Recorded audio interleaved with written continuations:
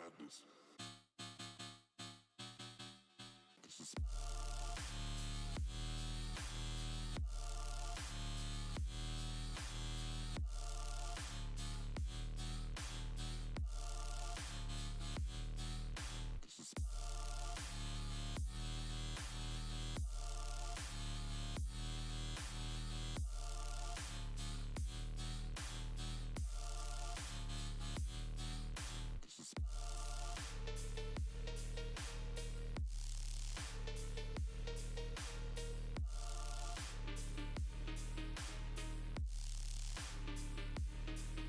this is this is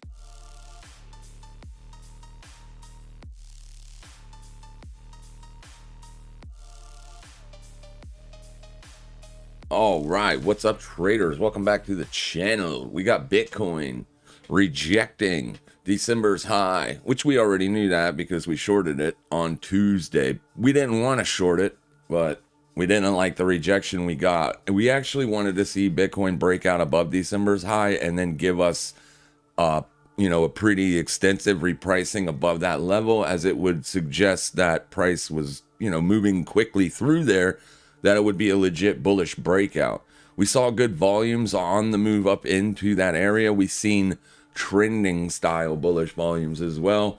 And then Tuesday and Wednesday, we've got a bearish move and with bearish volumes. So we're retesting the daily 21 exponential moving average. I don't love that. I actually wanted to see Bitcoin hold above the week open yesterday.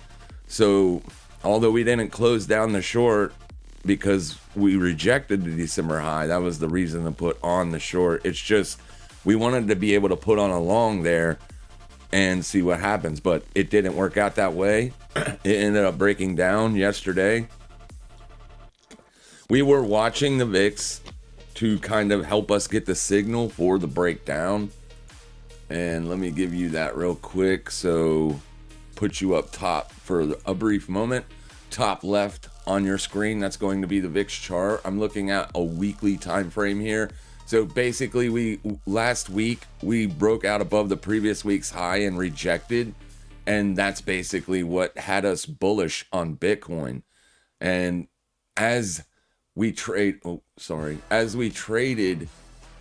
throughout last week, it kept making higher daily lows. And anytime that's happening at a resistance area, we fear a breakout. That's what we fear. We don't want to see the breakout. If it's going to be like just a liquidation run and then drop, then it's okay to be long. But you did the liquidation run here. So what we really wanted to see was that day's low get smoked. But instead you gapped up. Then you traded all day inside that range. And then here we go, Tuesday, the day we took the short, we did the same thing. We took out that day's low, but no continuation. And then yesterday we gapped up again, went right back up, made a fresh week high. And then today we're gapping above that. So this feels more like a legit breakout to me than it does a liquidation. So yeah, we're going to hold the Bitcoin short. I don't really love the idea of catching a long right here on Bitcoin. At the daily 21 exponential, we don't have an objective price level to look for the long entry there. December's open, which in my opinion needs to hold for bulls to jump back on this thing, is above us. So it's not going to really give us a fantastic intraday opportunity today. So we'll see what it does moving forward today. I have a little bit of stuff I want to talk about because ZEC broke down, and we've been watching this thing for a couple weeks now. We've been anticipating a potential rollover. We had this uptrending move here. If you look at it on like an intraday chart, like the 8-hour here, it looked like somewhat of a bearish flagging pattern. So we knew that we had built in this longer time frame channel when we rejected that channel high. So if I just clone this line real quick and put it up there, you'll see that it was an almost perfect channel. And whenever you build in a channel like this after a large move lower, I typically look for those to fail. So when we traded up into the top of that and rolled over, we were looking for shorts. Now, unfortunately, we got stopped out of our short. We had a short on right here. So we'll go into that real quick. We had a short on right here at 4-hour res, and we just didn't get that move we wanted to see. It did break down. It did give us the opportunity to take profits. Okay, sorry. We did get the opportunity to take profits, but it ended up coming up and stopping out the position. So this is a learning opportunity, and we're going to discuss this in depth a little bit later on. But first, let's go ahead and discuss opportunities that we're looking at for this morning for the New York session. Right now, I'm watching XMR. I don't love it because you've got bullish engulfing after a bearish engulfing. And that's usually not something that I want to try to short into. So here you can see you also have massive bullish deltas today.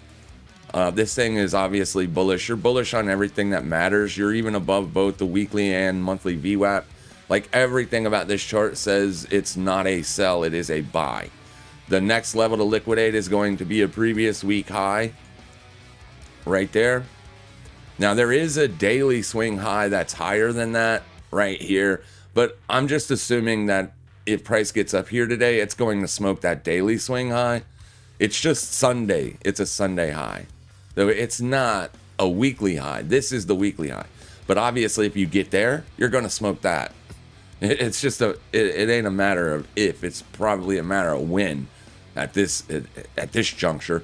But anyway, we're going to watch this. We might not get the short off today, but if we do something similar to what Zcash did, we will jump on it. We will short it. So we don't want to short it while it's doing this, because yesterday was a bearish engulfing day. It's a bearish engulfing day, and it closed under the previous day's open. Now, when I look at bearish engulfings, I would love for that close to be actually under the low of the previous day, but under the open is good enough for me. Oh, I legitimately thought this thing was going to roll over, and all it did was put in a pipsqueak move right down there, smoked the previous day low, and boom, that's what gave you the bullish engulf. So this is what that looks like. So basically, you traded down and closed on the lows. Then you opened a new daily candle. 2 hours goes by. On the third hour, 2100 hours, you smoked the previous day's low, and that's where the bulls were. The bulls bought it up because you got an immediate bullish reaction. You also had the monthly VWAP down here. You also have the daily 21 exponential moving average down here. You also have the 2026 yearly open objective range down here. A lot of support here. So didn't really think it was going to go down today, but nonetheless, here we are. So I'm not necessarily looking to short this. I'm going to watch to see what it does today. If it puts in a swing high failure pattern today and gives me a good enough reason to look for shorts, then I will. What I need to see is I need to see a 4-hour candle push down into here and break down under that. And then hopefully we get a downside continuation move. Then I will look for that intermediate pullback to look for the short op then. Because trying to short this right here, right now, you're literally trying to short a bullish breakout. So I would give it time. But other than that, we've got Fartcoin. It's been trading sideways for the last 12 hours. It hasn't been able to break down. I would anticipate that breakdown happening, as you do have bearish deltas here. It could be a long, obviously. You can take either side of the trade. It just depends on what your bias is. All right. We got non-farm payrolls tomorrow. That's going to be an important print. And the dollar is currently breaking out, or trying to break out to the upside, which is the wrong way it should be going according to the macro analysis. But either way, I mean, we gotta see what price is doing and then make our decisions based on that. But if Fartcoin can fail right here at the 40.07 area, that's the weekly open, I would be really more than okay with jumping on a short there. And then the other thing that I'll be looking at today for the short is River USDT. Now, this has been extremely bullish. As you can see here, we're just now seeing a breakout on this week. So it could be super early for the short. Now, on the daily, we have bearish divergence. We didn't have bearish divergence on Monday, even though Monday made a fresh all-time high, because you didn't close above this candle's close. So you didn't have bearish divergence until Tuesday. Now that you've gotten that bearish divergence, that higher close, that lower RSI print, you do have bearish divergence on the daily. Now, with that being said, are the bears tearing it up? The answer is no, they are not. If you look down here, sorry about the voice, but Tuesday and Wednesday, you have nothing happening on deltas.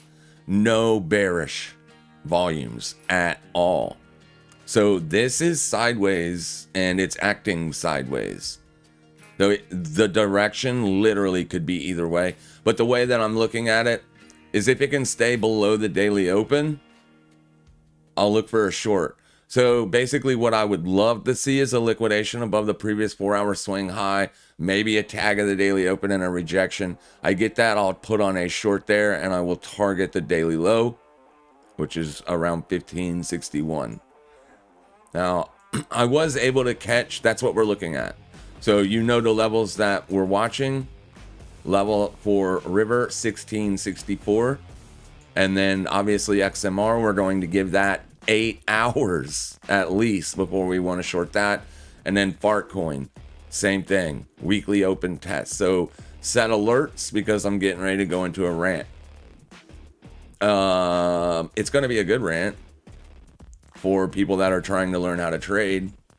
But first and foremost, the bullish thesis or narrative for Bitcoin here is obviously if it makes a fresh day low and rejects, we could look for the longs. But I'm telling you, I don't like the idea of buying Bitcoin at this swing low as long as the VIX is trading above 1569. So in order for me to even think about buying this low, I need the VIX to come down significantly. I need it back under this white line at a bare minimum. Because looking at the weekly, you are not only breaking out up here, you are expanding. Next objective topside level to look for potential resistance on the VIX would be 1650. So I think if the VIX were to expand or continue that expansion up to that 1650 area today, Bitcoin is most likely going to be trading under the current day lows. But if that happens, if the VIX does get up there and Bitcoin is still very sideways through here and puts in that swing low push, then I will buy it, and only then. But where the VIX is currently, how it's positioned, how it's structured, I do not want to be a buyer here. It's just, yeah, it is what it is. I mean, we're bearish on the week. We lost the January VWAP. We didn't only lose the January VWAP yesterday, we tested it as resistance, and it held as resistance. Then you got a downside push with a lower close, and then another downside push with a lower close. This is a resistance test and continuation lower. So the bulls could pick it up at any price down here. At any price. But you're not going to find me throwing a million bullish entries out here trying to catch the low when the VIX is expanding. It doesn't make sense. I could be wrong. This thing could swing, put in a new swing low failure formation right here and explode to the upside. Even with the VIX being up. Yeah, it can happen. Anything can happen. But we look to attack the opportunities that give us the best setup. And right now, Bitcoin just isn't the best setup for a long. We are still holding shorts from Tuesday's trade. We do live streams every Tuesday and Thursday. If you're new to the channel, every Tuesday and Thursday through the New York session open, which is 9:30 Eastern. We usually start about 8:39. And occasionally we'll do FOMC live streams and NFP live streams as well, if there are setups conducive to those news events. But right now, I mean, I want to see Bitcoin go higher. And as far as I'm concerned, on the weekly chart, you haven't destroyed this yet, right? You haven't destroyed it yet. The only way you destroy my upside bias from here is if you take out last week's low. You do that, you've destroyed everything about this bullish bounce that you got. And instead of it being an actual bullish bounce, it was just a liquidation break. Literally, a liquidation break just means you put in a fresh month high, get the bulls on the wrong side, and then dump the hell out of the chart. That's exactly what they did on Zcash. Exactly. We're going to go over that. This is a learning experience. I put in a trade on this that was a chase trade. I chased this. I almost knew with 100% certainty when I put that entry on yesterday morning, I would get stopped out. Almost knew it. But it is what it is. I sold the 7 a.m. open on that 4-hour candle. So I sold there, and even the session volume profile looked like it was going to go higher. And it traded in this area for hours. So that's 1, 2, 3, 4, 5 candles of 4-hour candles that wicked to the daily 21 exponential. So it really looked like the bulls were soaking up the sell orders and that it was going to explode to the upside. I even said, if you were going to be a buyer on Zcash, this was the area to which you probably would want to try to put that long on. That's how it felt to me. But the reason I was short was because of this. It literally stopped me out. And that's all it did. It put in this move right here and then broke up and retested the previous week open and rejected hard. It wasn't a slight rejection. It was a hard rejection. So the bulls, the buyers, they would have wanted to see this 4-hour close above the midpoint. Then they would have been more than likely positioning long at 508.28. That's how I would have traded it. It did not close above the midpoint, so that's a check in the swing failure pattern box. And then not only that, when the bull should have stepped up, which is right here at the yearly opening range, or at a bare minimum that 4-hour swing low, that's where they should have got in on it. That's where Zcash should have rejected lower prices. Even if it threw a wick under, it doesn't matter. It should have rejected going lower there, and it should have slowly started to migrate right back to the upside. That's if the bulls were right. I mean, hell, you bounced off the 21 exponential here. We shorted it. It could not roll over. It puts in a higher low right here and then goes up. That's a higher high. So now, off of a support test, you literally have a a higher low and a higher high. So the bull should have been able to kick it up right there. That is also where the POC ended up being. And then look at this 4-hour wick right here. Look at this wick right here. Trades right up to that wick. This is the swing failure. And then you get this downside continuation move. Boom. Now this happened at 11 a.m. You trade up. At 9:30, you get up in here, then you fail. And then this 11 a.m. candle opens. And then it gets up a little bit, but dumps. And then 4 hours of sideways insideness, which is what we typically expect after an expansion. Here is where you should have been looking for your entry. So moving forward, if you have a bearish bias on something and it literally fails to roll over, you eat a stop, you can still then look to reattack as long as it has failed at the level you were watching, which in this case was the yearly opening range. So if Zcash failed to stay bullish above that, then the bears are actually in control of price and not the bulls. So that entry right there would have been a flawless, perfect entry, or the safest bet would have been to wait for it to reject that swing high, as this would have been a retest of resistance on your intra-week and intra-month VWAPs. You lost everything with this candle.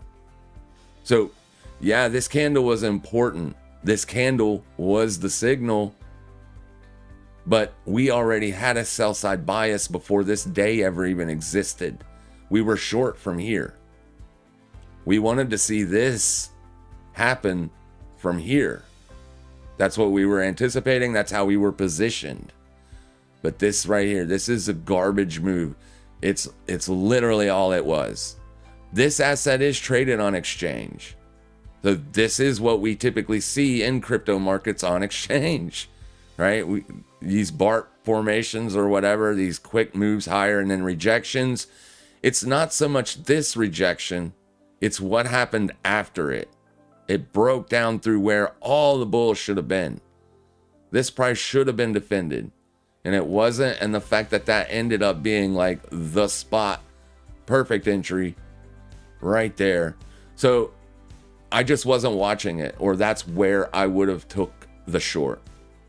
I woke up, I saw that I already knew that I had been stopped out when I woke up. I was wanting to see what had happened on this, and then it was doing this, right? It had already taken out this day's low with that wick and that day's low. So basically, you reclaimed the bearish weekly order flow.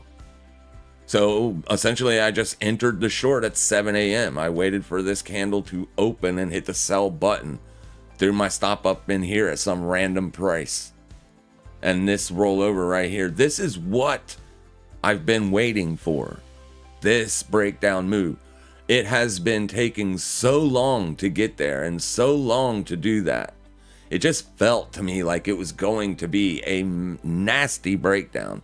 Because of all of the other things that I was looking at, it felt like it was going to go, and it just couldn't go. So a day early, 2 days early. Actually, this trade was, we probably initiated the position here.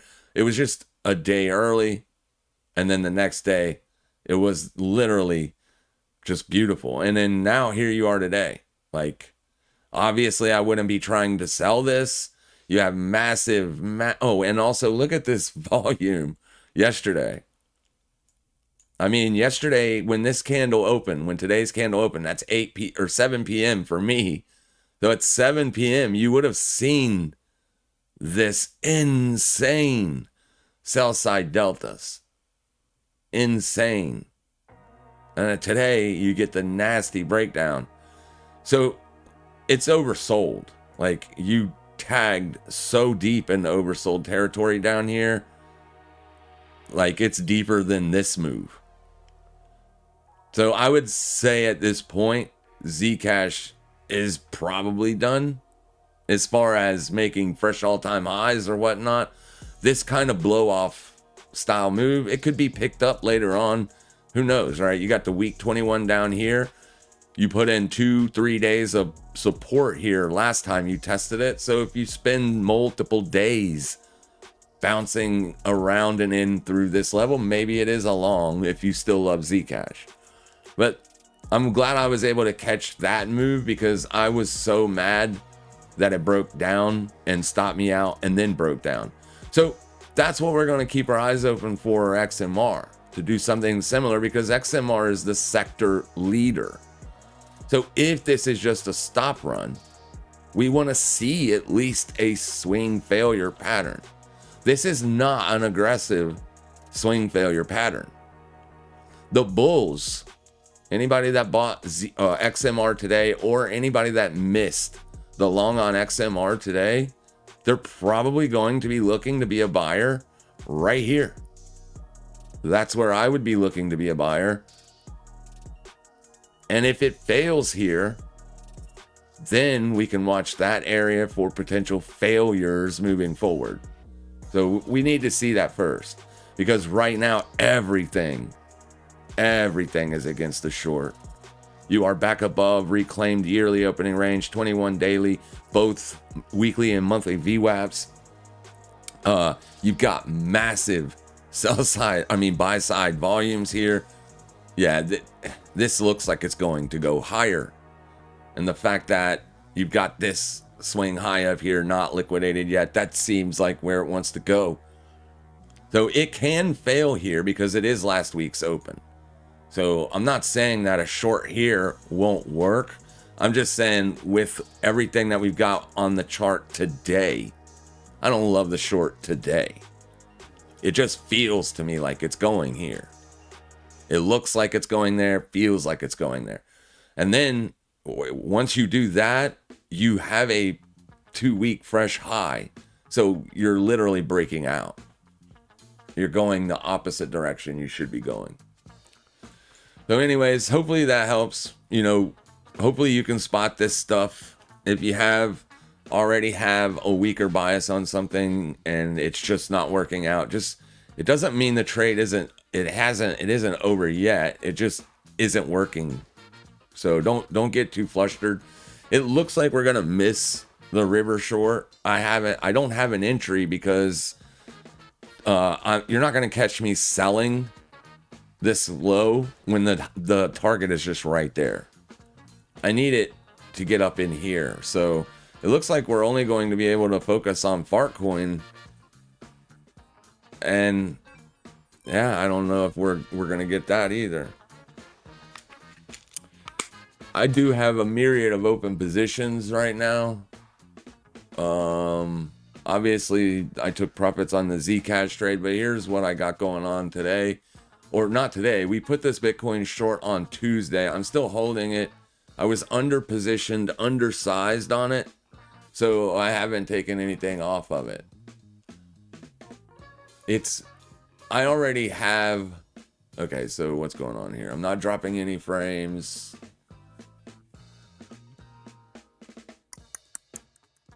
All right, let's just drop back down here till it figures out what it wants to do. Volume, internet's good, speed's good, so I'm not quite sure what's going on up there with that. Let me try something here.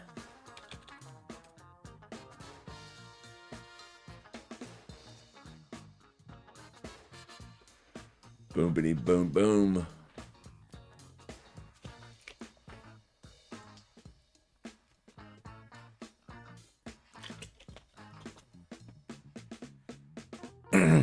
Yeah, this is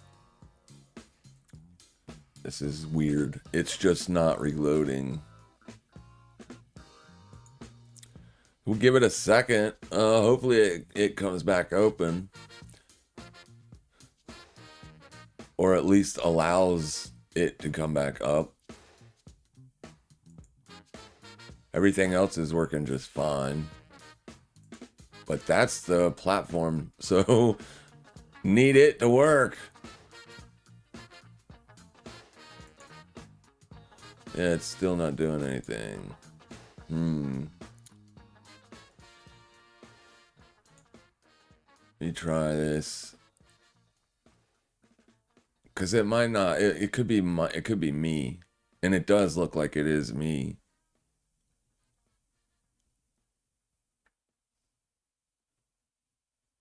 Yeah, I can't even do a speed test. What is going on? We are still live, right? There's nothing. There's no drop frames, nothing like that. Yeah, I saw the MSTR news with MSCI. It's a non-issue now. Yeah, I mean, it pretty much is a non-issue. It's a slight issue because they won't be able to just dump. They won't be able to just dump shares on the market automatically and get that. They will literally need people to buy their shares. Whereas before, they could just, they could come to the market with however many shares that they wanted and get instant flows. Now that won't happen. But yeah, I mean, they can still sell everything. They can still do what they were doing. I don't anticipate Michael Saylor will continue to be as aggressive on his Bitcoin buys as he was in 2025. And my reasoning for that is simple. It is very unsustainable to buy more Bitcoin than is mined every single year. Now, he did do that in 2025. He did buy more Bitcoin than was mined, but it was only that year. He's never done that before. In 2024, he didn't do that. 2023, he didn't do that. So he was just hyper aggressive this year. And that is probably what caused them to say, hey, we're going to stop you from doing that. MSCI, that is. All right, so the platform's back up, so it was clearly on my end.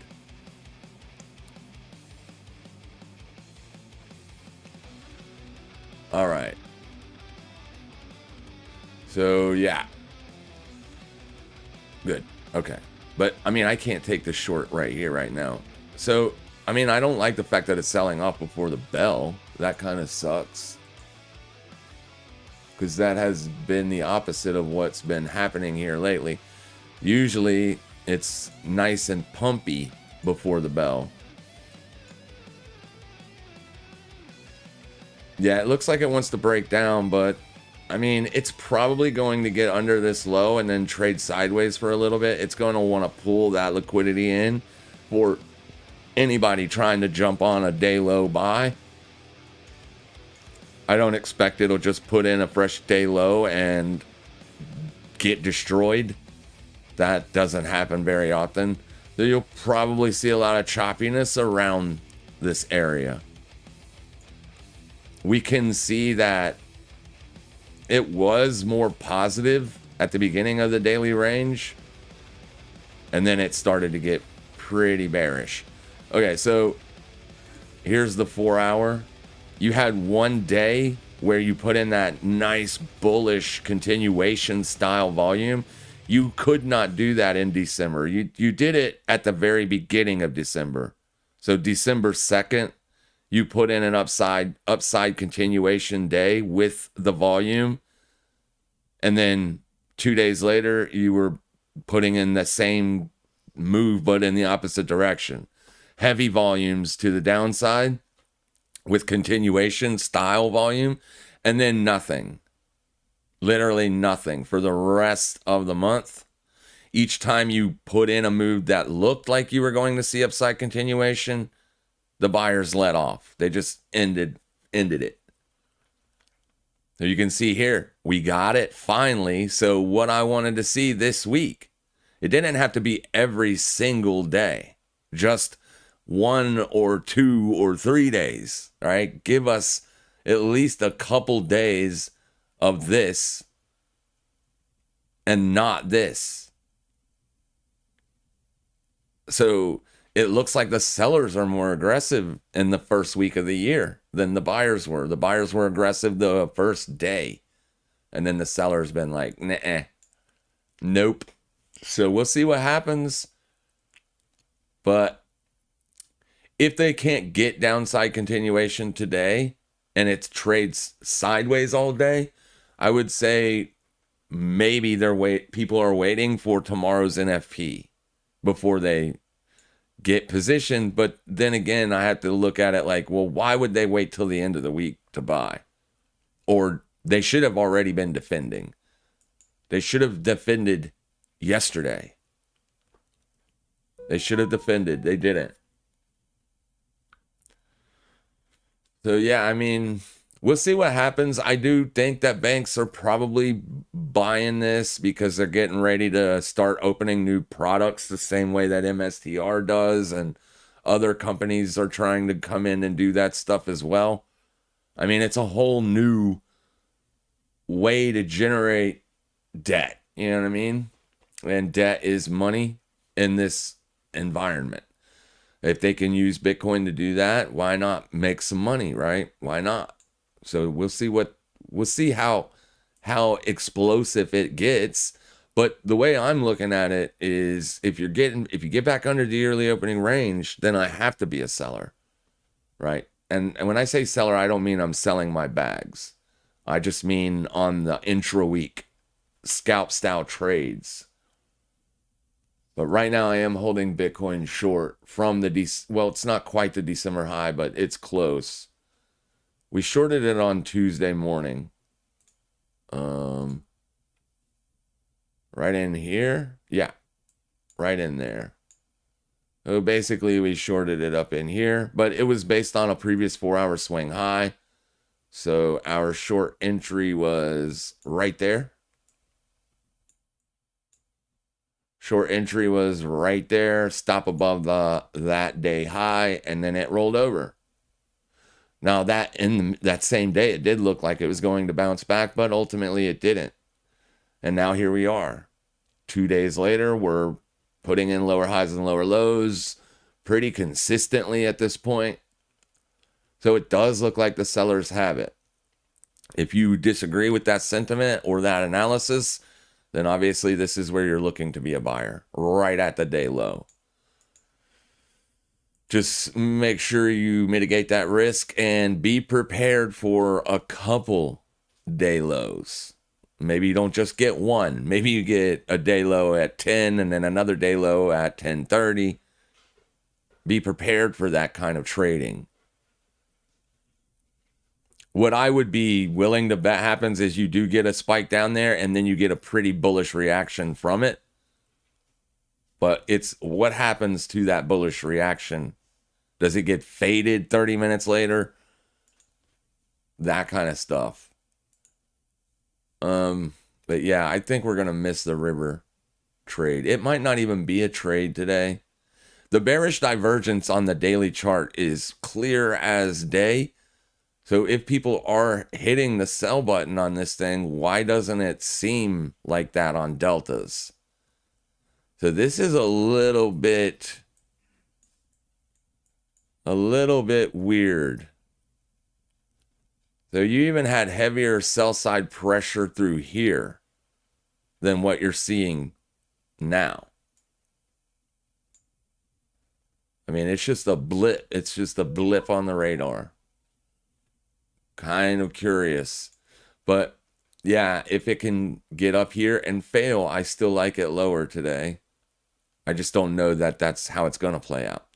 So we can look at the session volume profile. Yeah, I mean, it looks like it's set up and ready to go lower. I think it's probably going to want to retest like in this area first before it does go. Hopefully that's what it does for us. And then obviously I'm not going to short it if it just shoots up above this right here.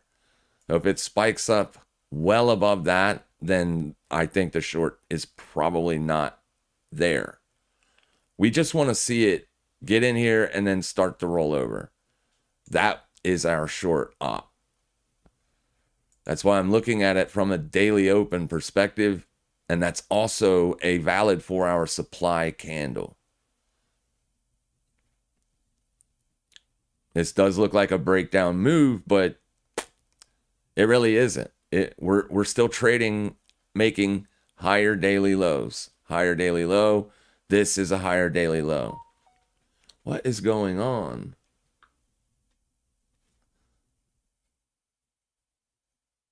Jesus. I get these scammers that just randomly throw me in their communication or their chat. I don't want to be in your text chat.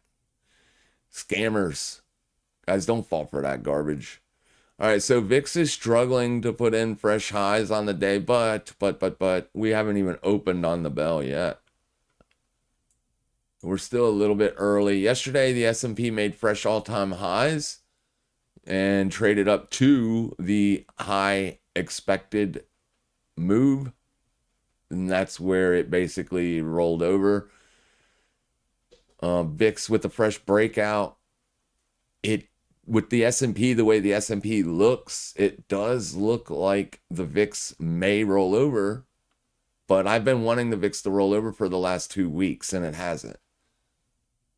As long as the VIX is putting in fresh highs, I have to be very cautious about looking for Bitcoin buys because the VIX has been a very, very good indicator on, or at least the last 2 months, the last 3 months of Bitcoin's price action. It's been a really good indication or an indicator on what side we should be looking to focus on.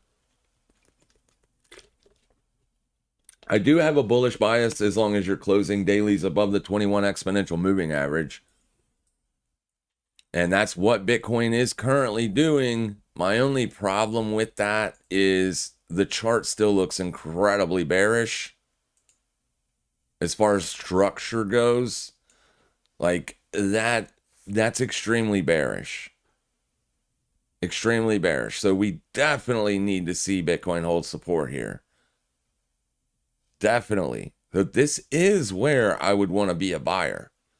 I just would love that to be at, say, a weekly open or something like that, a monthly open, some kind of higher time frame objective level, an old monthly swing low, something. We don't have anything down here.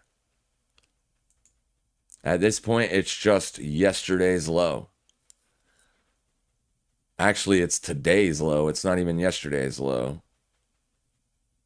So where did we open the day? Right here. Yeah, you're just on the day lows.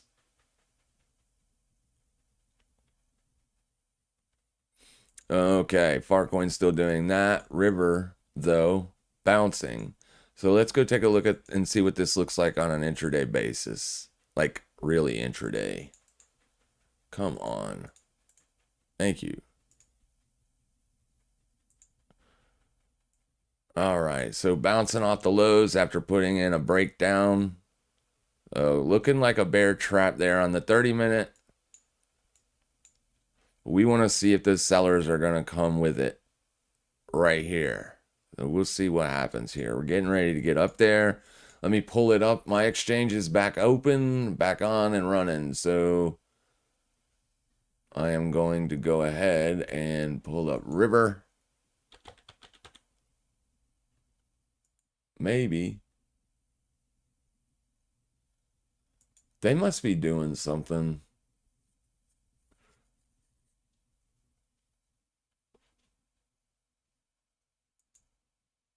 Where did the music go? Am I even live?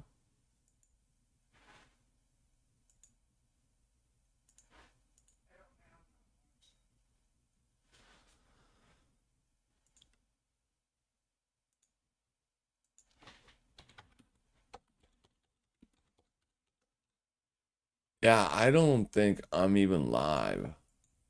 Something is going on with this PC.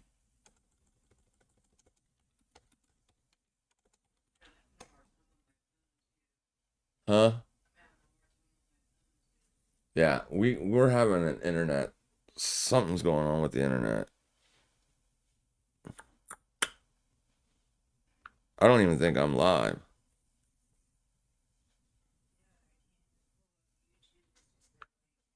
No, it says I'm live here.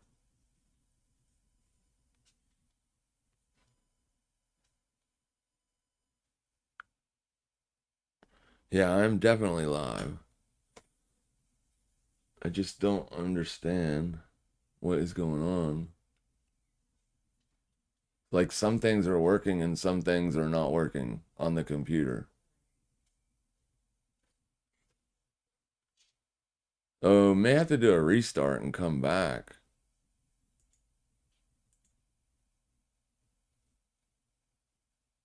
Let me see here. Give me 1 second. I think you guys can hear my voice and see my screen, but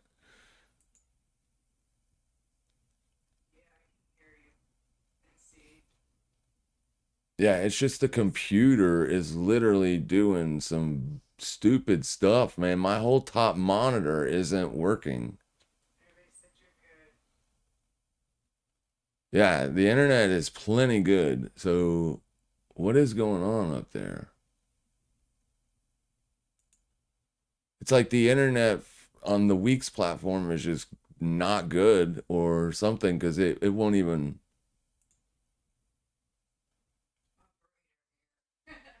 Operator error. Yeah, that sounds good, Tom. We'll go with that. I can't short river till it gets up here, guys. Don't jump on this. Don't get into it. It's got to get up there. It just has to. If it just puts in this little wick and rolls over, we'll miss it. It is what it is. This thing is so volatile. Even if, like with 20x leverage, if I put on a $115 position, you can lose $50 with just a very small move. It is absolutely cruising. But I've got it pulled up, so let's go up to the top, see if it works. All right, here we go. So there's a Fartcoin short I put on yesterday. I'm just kind of still holding that. I shorted it very easily right here. So didn't know if we were going to liquidate or whatever, so I just waited for this candle to open and hit the sell button. Stop here, and I would have taken that stop and put the entry on one more time if it rejected there. So this was a breakdown below support. I was just looking for a consolidation, sideways grind. So first entry at there, and secondary entry would have been up there after that stop, of course. And it didn't get stopped. It just rolled over. Dump. And now here we are today. So that's what you're seeing up there on that Fartcoin entry. I have not taken profits on that yet. Had a really good profit taking day on Zcash, $834. That made me the week pretty much. And here's the Bitcoin short we're still on and have done nothing there either as far as realized P&L. I emptied the account because it was the end of the year. So I had to start over again with a very small amount of money and build it back up. I never leave more than $15,000 on exchange. So I emptied it and left 1K in it, and we're trying to build it up from there. That's the reason I haven't closed this. That's the reason I haven't closed that. I'm just trying to build it up to give myself a little bit of a buffer, so this way I can operate around other orders or other trades. And I do have a buffer built up now, so I can leave these positions open and I can focus on the short here on river, and only if it fails or at least rejects. This is where I'm going to first look to put the short on with a very tight $30 stop. And then I'm trying to make 300 on it. So I'll eat a $30 stop right off the bat and then look for the secondary entry up there. And that would be it. If I get stopped up there, then I quit trying to short it. So yeah, I am very picky, very selective, and I don't just I just don't wing stuff out there, right? And other than that, I really don't see an entry that I like. XMR is still way too bullish. However, it is testing this previous week open right now. My main concern with it is it did start to look pretty bearish. We did migrate a higher POC, but that's not always bearish. That could also be bullish. The POC was down here, then it migrated up.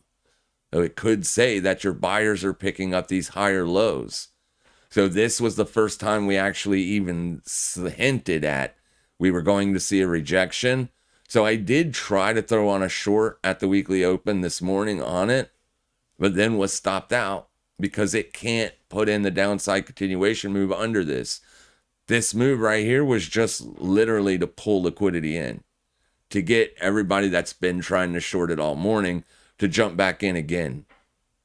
This is a liquidity, like this is an emotion invoking style move.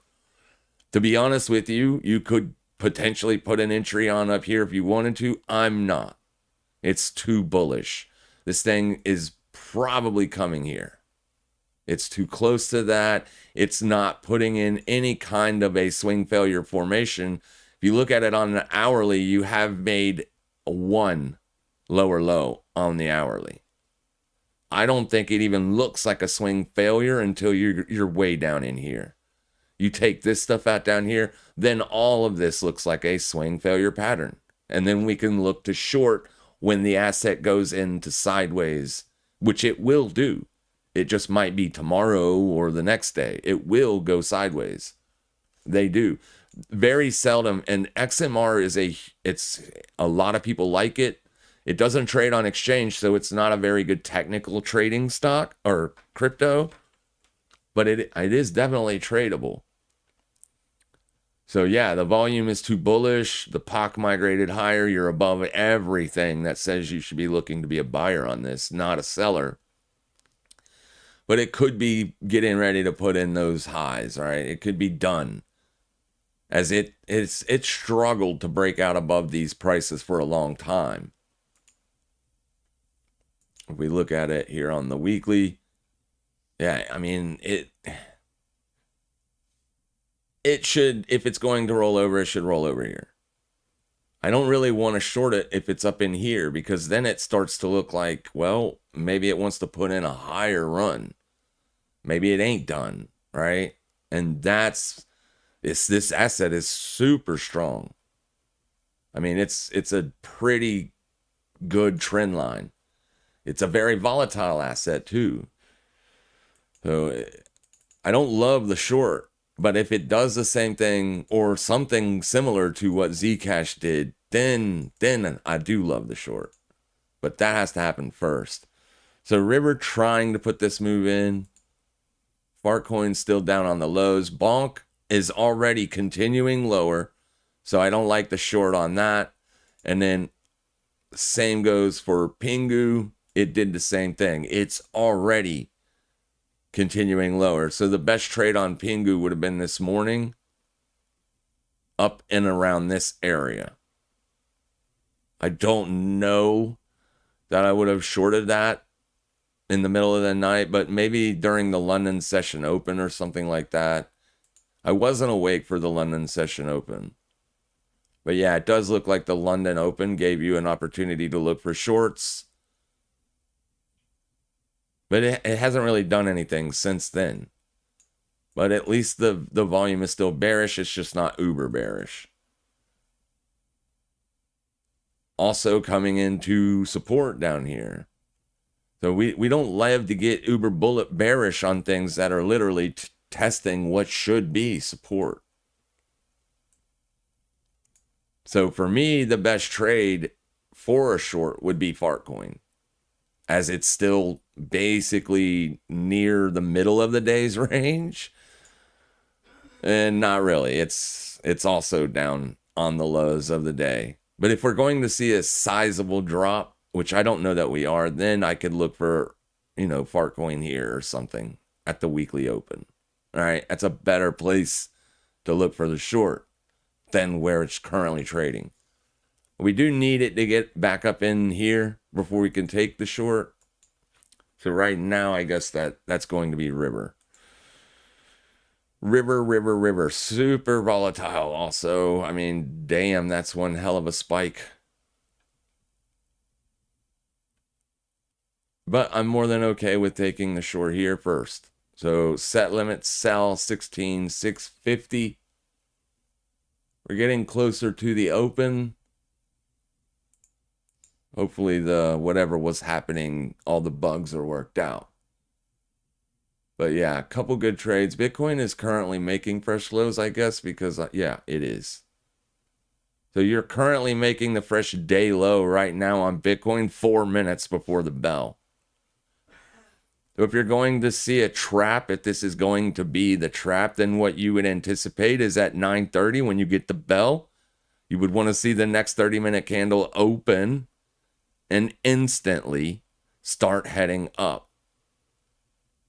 So if you are trying to buy Bitcoin, that could be a way that you buy it.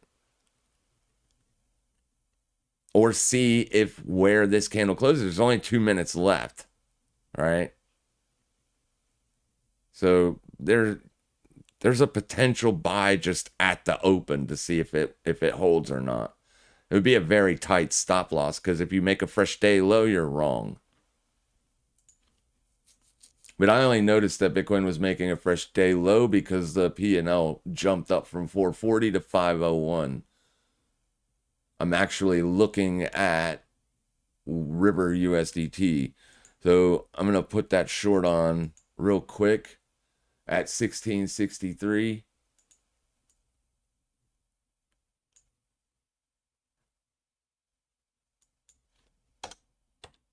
$16.63 open short, confirm send, and there's that limit sell. Stop loss will be just above, or maybe I could put the limit sell just a little bit above, a little bit higher. That way I don't just get wicked out. Or I could just simply wait for that move and then see how it responds. It's up to you. I'll let you trade it however you want to trade it.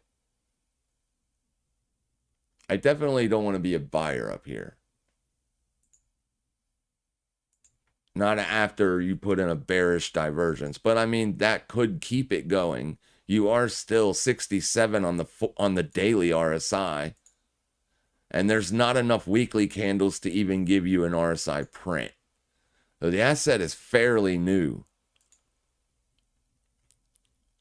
Fairly new. The day open is also 8-hour res, 4-hour supply. So it could be wanting to lift back up to there. So let's set the limit up there. I just feel better than having it right here because we could spike that high here at the open.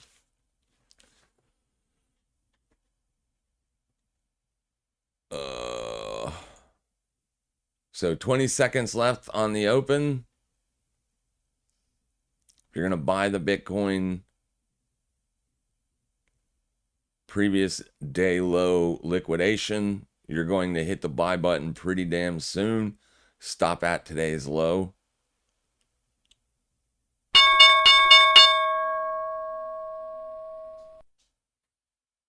And it's not taking off to the upside on the New York Open. It isn't really doing anything. It's deciding what it wants to do. So in this scenario, I would not want to see it go lower than this low. If this is the reversal point, if buyers are buying it right now, you typically don't want to see another low. In fact, you want to see it start making higher highs and higher lows. And the VIX is currently still up at 1570. I don't know where the music went. It just, everything got all messed up.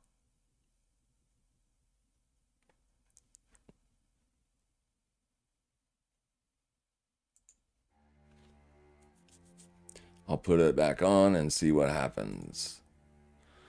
There's your fresh day low on Bitcoin. River struggling to get up there. It's a nice close, but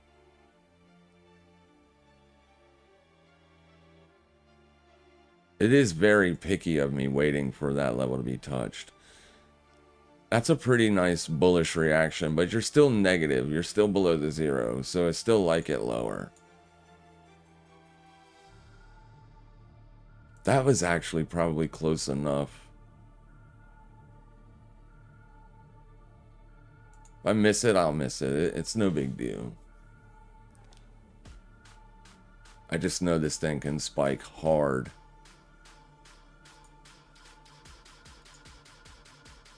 Okay, so Farcoin has not put in fresh lows yet. That's odd. If Bitcoin's going to put in fresh lows, I would assume this would also, as this is more risky than Bitcoin.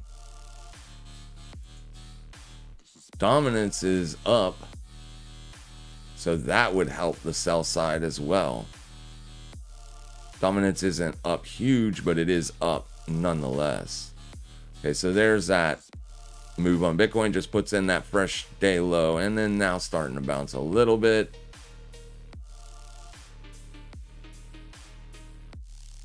I don't love the bid on Bitcoin with the VIX up. I'm not taking that trade with you. for me, for Bitcoin to continue to go up, I need to see the VIX trending down. Simply because volatility is expanding when the VIX is heading up. And we want volatility typically to be going lower. The S&P looking okay here. So let's see what the S&P does. I think this will be kind of important to see. Does the S&P just make this fresh swing high and reject? Or does it break out and start putting in higher highs and higher lows? If that happens, then you could potentially be a buyer on Bitcoin.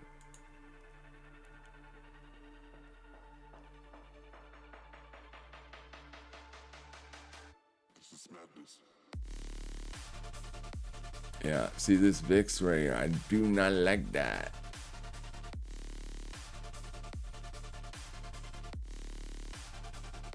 Silver pulling back. I thought the bulls were going to be able to hold 75.91 yesterday. They couldn't.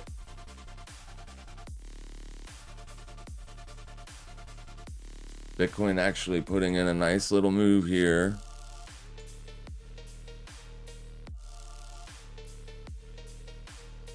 The question is, does it get sold off? S&P selling off.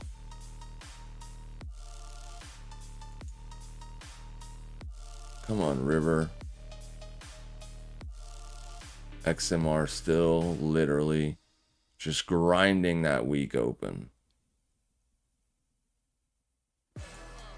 Yeah, that feels more bullish to me than bearish. I gotta be honest.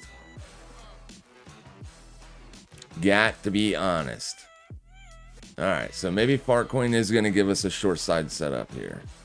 So for me, I'll just add to the position, which will bring my cost basis from here down to the halfway point of wherever I jump on the short.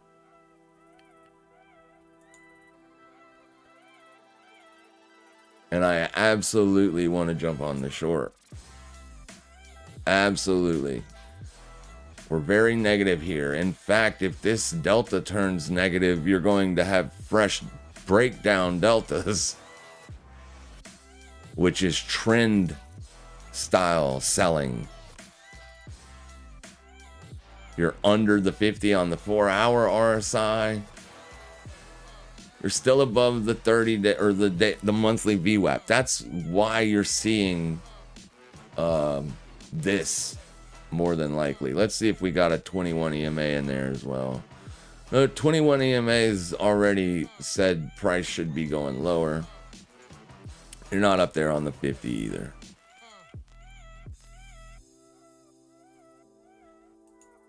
And yeah, I mean, you're really in nowheresville here. So I definitely love a short side setup on Fartcoin up there at that weekly open. I mean, it's a chef's kiss short style entry for me. If it could get up there, let's coax the 15. Let's see if we can coax the 15-minute chart to pump up there for us. Come on, baby, get up here. We want to sell you. Looks like it wants to go up, or at least this is a grind of support. So before I can get bullish on something, I do typically want to see that grind of support. And I do love the fact that it is making higher lows. But I think it gets up here and rejects. If it doesn't, then obviously my sell side bias is wrong. We'll know real quick if it can't even get up there.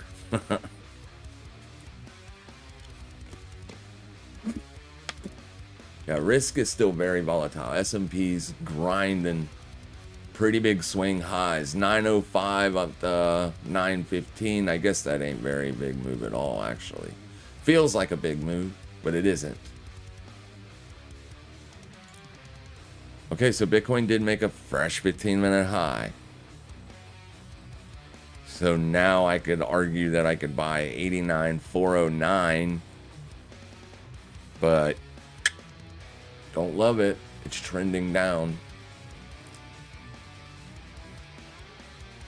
And these volatile spikes usually do get sold into. Sometimes it takes a minute for the sellers to actually sell into it. I'm not exactly sure if this 21 exponential daily moving average is in the exact right spot or not. I'm pretty sure it is close. Yeah, it's a little bit lower. That's where it was yesterday, so that's where we'll keep it. Because today hasn't closed yet. So we'll keep it on yesterday's close.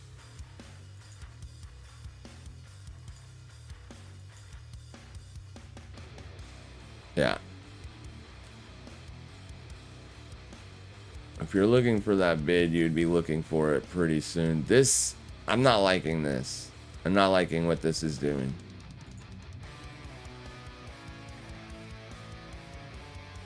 Just not a lot of volume in it, I guess. I'm not sure. I know there's enough volume in Fartcoin. I would love to be able to get it at this level at a bare minimum, because for me to short it here, it feels like I'm chasing it. It's already down so much.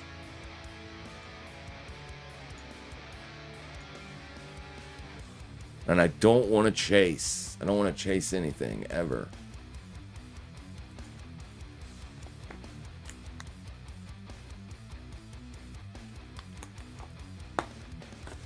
Got River up on the big screen, so I'll keep an eye on it.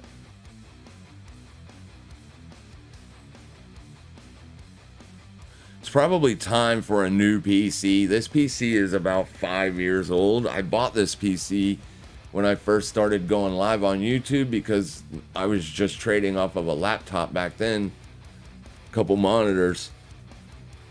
I said, if I'm going to be doing editing and microphones and all that stuff, then I should get a stronger PC. So I bought a PC from Digital Storm. There's been 5 years of editing and recording and saving. This computer's probably pretty shot at this point. Probably time for a new one.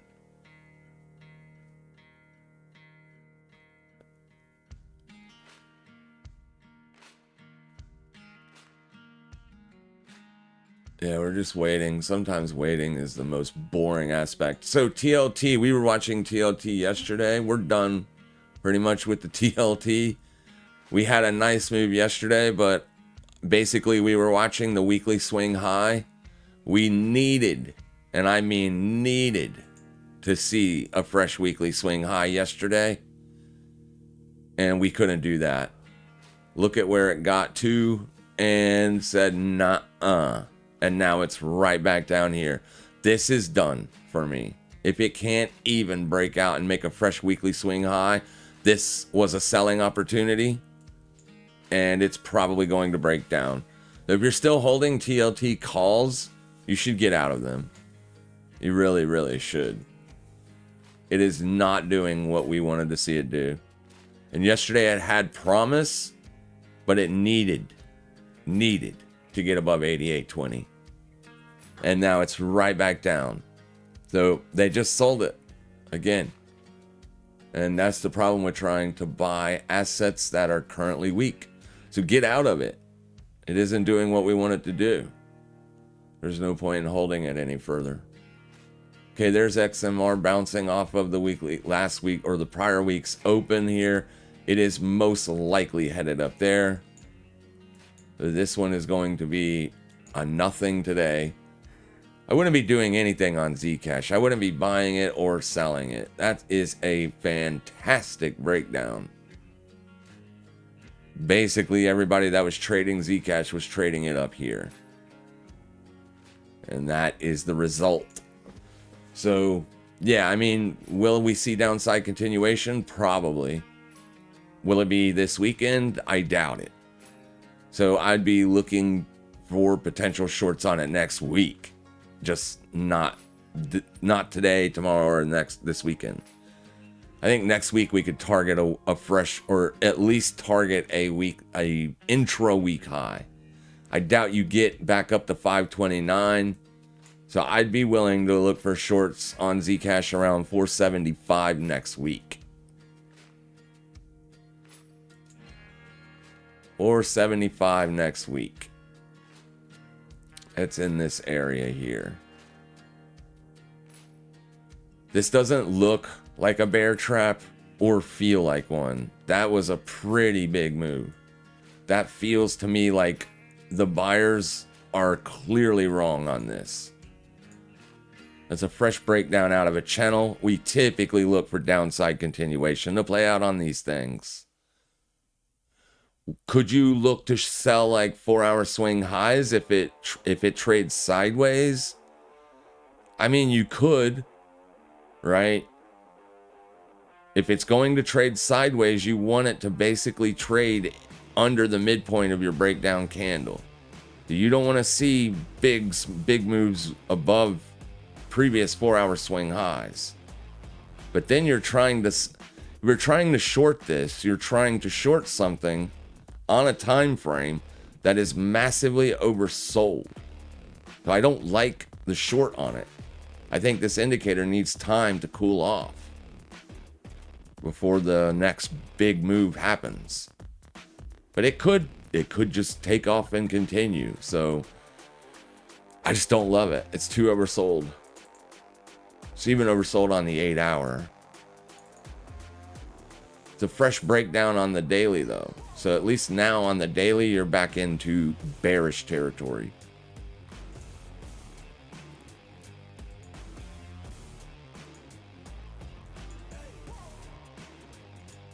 River still not getting up there for us. Fartcoin acting like it's not going to either. Bitcoin making fresh day lows. Yeah, just riding that short out. I know a lot of the Trade Talk community is probably short there. It's literally what we've been watching for all month. Last month, we were looking for a fresh December high. We literally got it on Monday of this week. I hate to be a seller on Bitcoin, but I have to protect what I hold long. And the only way to do that is by taking short positions on futures or buying puts. That's literally the only way you can protect your long-term capital. So it is what it is. I definitely don't want to see it break down. I mean, I don't really care so much about the trend line. I look at objective levels more than I care about slope levels, but slope levels do matter. So I would want to see that hold. Just keep an eye on the VIX. If the VIX is breaking down, breaking out, making fresh weak highs. DXY is currently breaking out. We shorted the DXY here after it liquidated the prior week's highs. So there, that was our short setup on the DXY this week. We got that move early on in the week. We took the short, we took our profits off, and now it's right back up and stopped our short out. This is currently breaking out. I wouldn't be willing to take the short here now because it's a fresh week high. You set the weekly low here on Monday and you're making a fresh week high. Maybe it does roll over here, but tomorrow's non-farm payrolls. Chances are it's going to trade as slow as it has been all week until you get that MP print, and then that will give us more FX opportunity next week. We were looking for pound dollar longs. They didn't work out. And then, of course, let's see if the Aussie yen or yen. Yeah, Aussie yen's down, but that's because silver and gold are down. Where's the USD yen? It's actually up. So, yeah, we shorted this yesterday. It didn't work. We were shorting it here. Didn't work out. And now you're higher. So dollar shorts just not working this week. They worked on the euro trade for one day. And then the rest of the week, it's just slowly been grinding higher. Come on, Fartcoin. Give us what we want to see, baby. Let me pull Fartcoin up as well and get ready for that.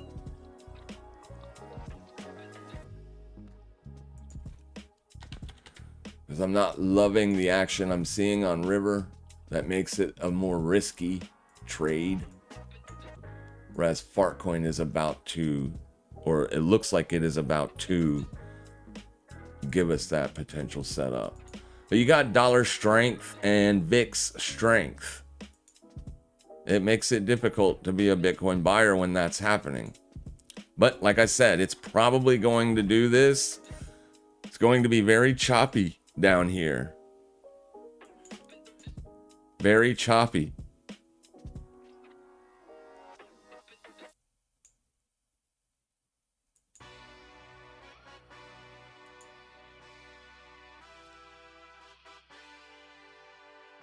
Okay, so there's still 11 minutes left on this candle.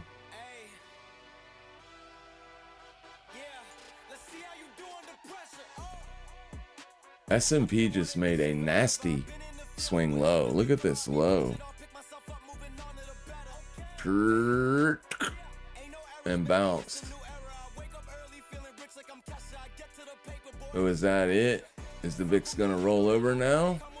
If it does, then I could make the argument to buy Bitcoin. My VIX data is lagged. I got it on other platforms though.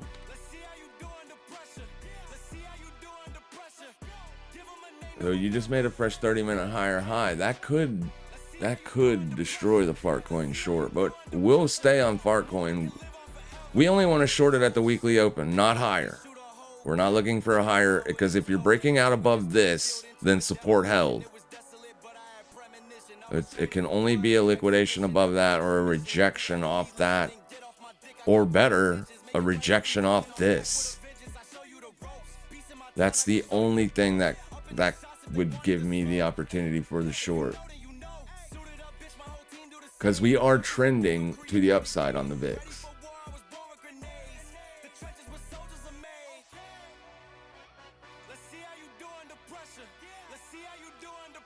But if the VIX starts to dump, yeah, then the short maybe won't work on Fartcoin. I think it's going to play out just fine.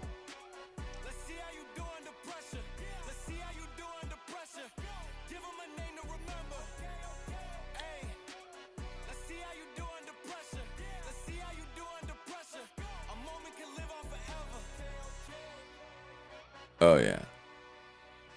With a sizable move lower. We know what we're looking for. Give it to us.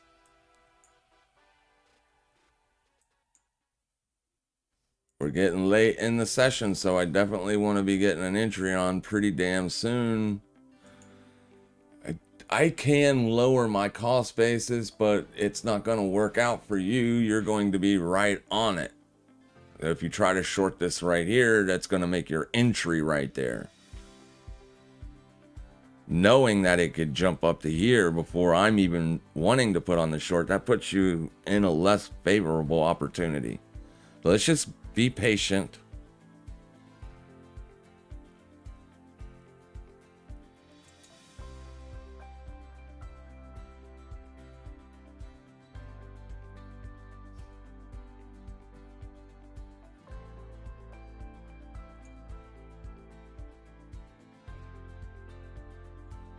Come on, you guys can get it up there.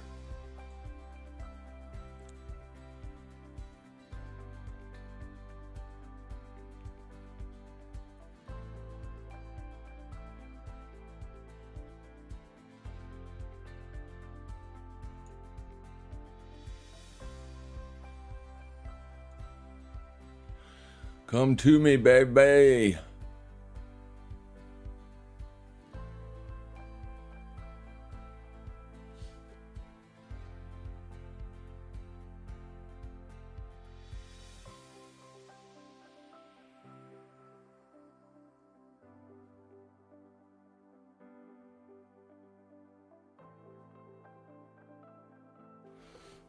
Perfect.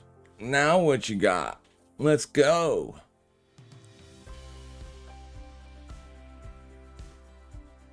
Keep going. All right, I'm going to go ahead and add to it right there.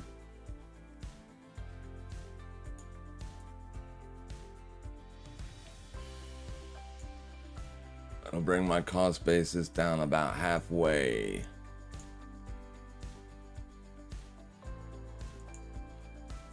Okay.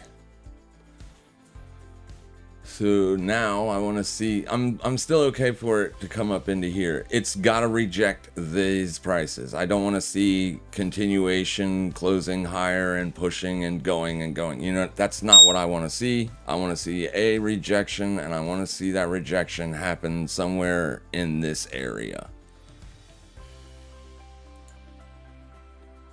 VIX making fresh day lows, S&P green. Bitcoin still bouncing. That could affect the short. That's why we're not going to press the issue. Bitcoin is a nice, big, gigantic, bullish 30-minute candle now. So you have a big bullish engulfing 30-minute. You've even taken out 2 30-minute candle swing highs. That means you are a bullish engulfing hourly. But you were a bullish engulfing hourly here too. And that happened. Oh, the VIX is falling pretty rapidly now. So this could set up later longs on Bitcoin. If the VIX continues to do that all day long, make fresh day lows as the S&P rises, you could watch for bullish entries on Bitcoin at hourly support, 89,762. You don't have 4-hour support yet. 30-minute support, 89,512. Those are that's it. That's the only places I could look for that to happen. And like I said, the VIX would literally need to get under 1542. So if you haven't marked that out on your chart, please do. I'll show you real quick. That's right here. That's Friday's high, last week's high. So what you want to see is you want to see the VIX get under that and continue literally all day to grind lower. That's the only way I have a bullish bias for Bitcoin. That's it.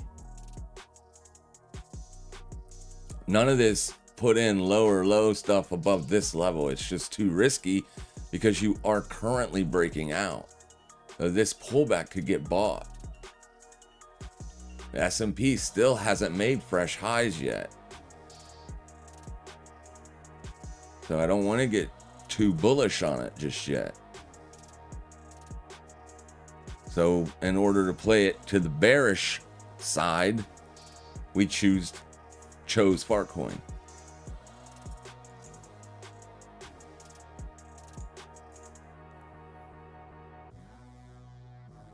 So for anybody just joining us, we are short Fartcoin or looking to put shorts on Fartcoin at 40.10. I'm already short, but my cost basis is much higher.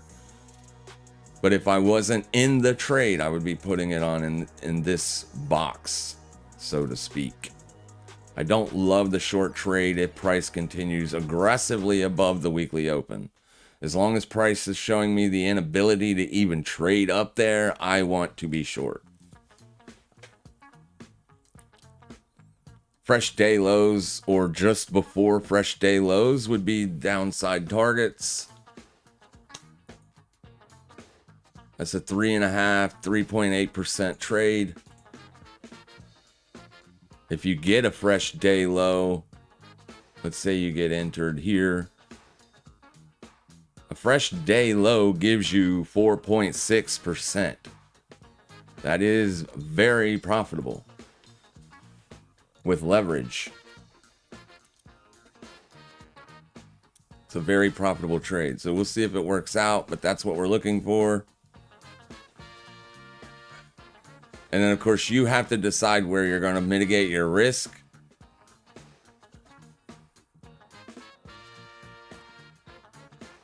But it definitely needs to be probably as high as possible, and then try to get that stop up over the high, because as long as you're trading right here in this box, Fartcoin can easily stretch above that very simply. This thing can, when it starts moving, it can literally move.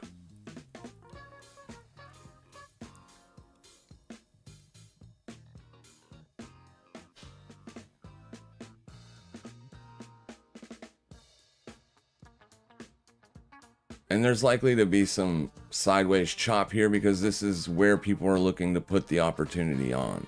It is late in the week. It's Thursday. So there's that. But as long as the VIX is elevated above yesterday's high, I want to be short.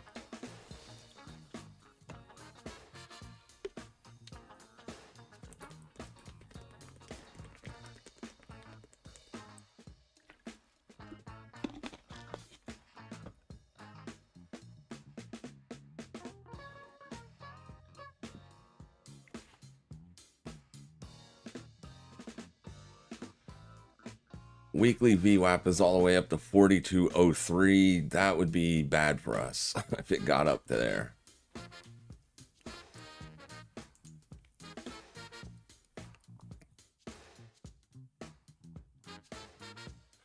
So it probably will flash above this wick. That is the, you got a couple swing highs here.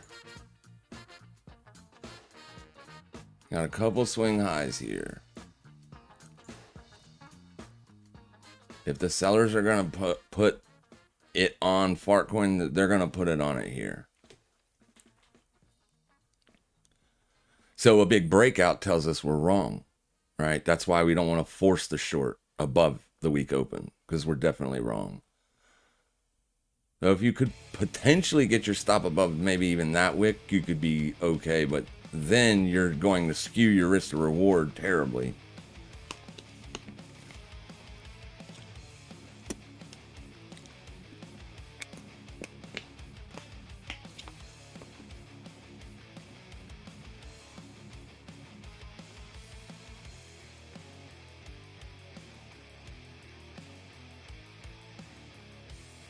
We'll see here in a few minutes as 10 o'clock just rolled over. So you're going to have a fresh 30-minute and a fresh hourly open here. So it definitely looks good for the longs if they're trying to buy these lows, these higher lows. This is kind of what they want to see. What they definitely don't want to see is this low get taken out.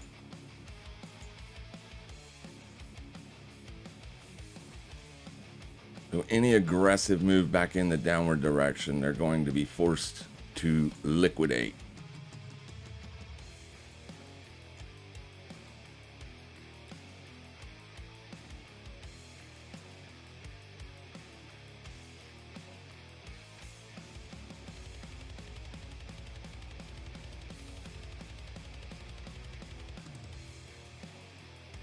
Okay, we can put up with a few 5-minute candles just trading sideways like this, but I don't want to put up with too many of them. I want to see this thing definitely putting in fresh lows and putting in fresh lows with ease.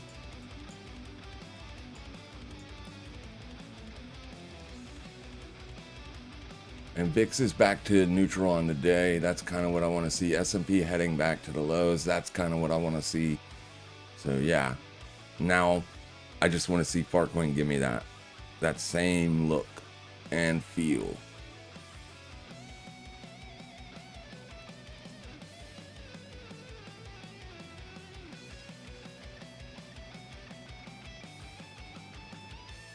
Intraday operation isn't easy because of chaos and news and all these other factors that we can't possibly predict. But we typically know when we're right pretty quick. So we'll see what happens here.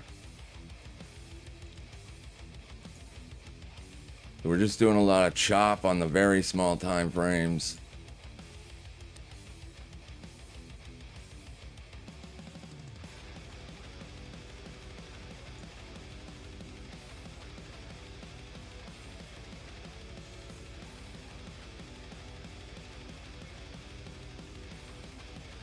I guess I could delete this since there is a higher swing high, right?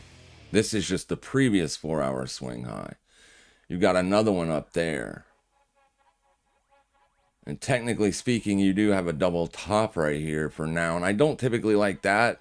4014 is that high. 4014 is that high. So your exact double tops.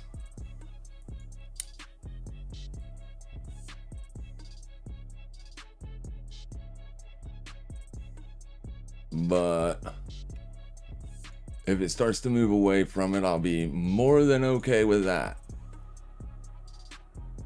And because we traded sideways for basically for so long here, it doesn't look like it's been trading sideways for so long, but 4 hours, and then this candle closes in an hour. So you're looking at 12 hours of price action trading literally inside a box from 40.21 down to 37.83. That's a pretty tight box. So if we were right, in theory, right? In theory, this doesn't always work perfectly. But if we were right, we could see a downside move today as low as, say, around 35.79. So in terms of percentage growth on the P&L, that would be a 10% move. Now, what are we down already? We're down 4.4 here on Farcoin. So is down 14% a possible move intraday on Farcoin? Yes. Yes, it is. It's on the edge of what it typically does, but it can for sure do it. We've seen Farcoin be up 30, close to 40% in a day. We've seen it down 30, 25, 30 a few times. But typically speaking, like a normal volatility day, anywhere between 5 and 15%. That's why it's got so many traders looking at it, because it offers beautiful volatilities. It moves good. And that's what you need. You need movement.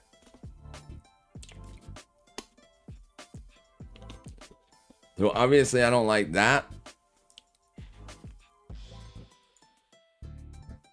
And S&P right back up to those highs. I don't like that.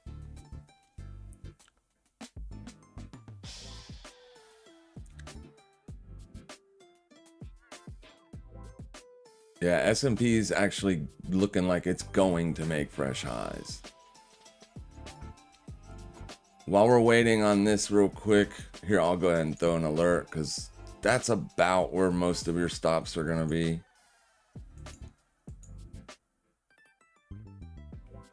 Let's just go look at, where is it?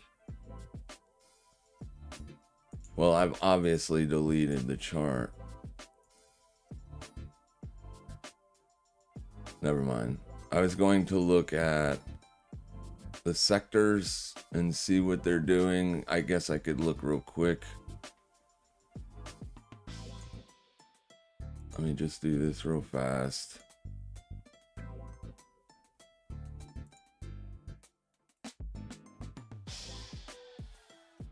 There.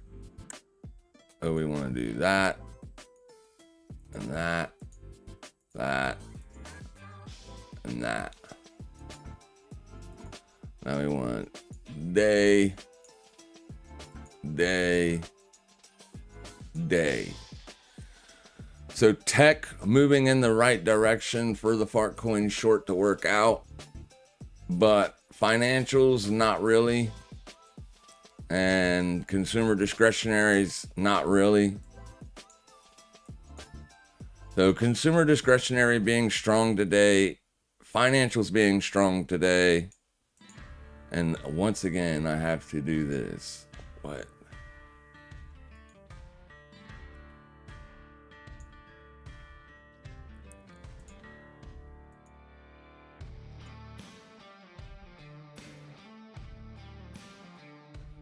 Yeah, so these two are a little bit heavier weighted. So this is why you're seeing S&P be choppy today, I would say, because tech is kind of weak. Tech looked good yesterday. It looked like it was going to break out and start trending up, but of course it didn't. So we'll see. This is actually into what I would anticipate resistance. I don't know that it will be resistance, but I would anticipate that being resistance. And then same goes for financials. So you're kind of into resistance right now. So if resistance holds on these, with what you already have happening on these, the S&P might not do much today, but it is. It just liquidated highs. Oh gosh, I do that all the time. Overshoot. It just liquidated highs and is pushing, and the VIX is right back down to the level. So this is kind of what I definitely want to see it hold for the Fartcoin short to work out.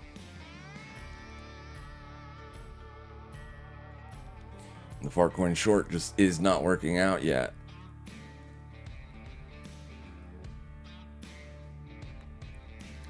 So we might be wrong on bias here today. Look at Bitcoin. Bitcoin is looking good. Give you an upside continuation 30-minute candle even. So it didn't quite give you that pullback down to support. Or at least 30-minute support. Oh, shit.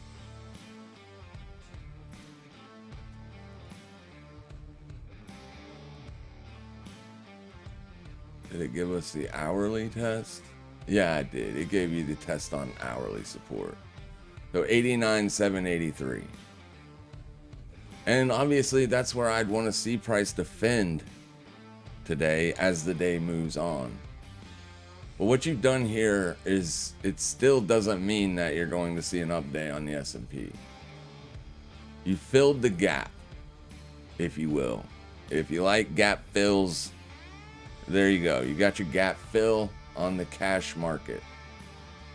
So resistance, and that lines up with what we're seeing on the sector chart. You got some resistance here, and already seeing the right move if you have a bearish bias on tech. Bitcoin looking good though. It could still be sold off as you got December's open right here. It just doesn't look great. First sell side continuation.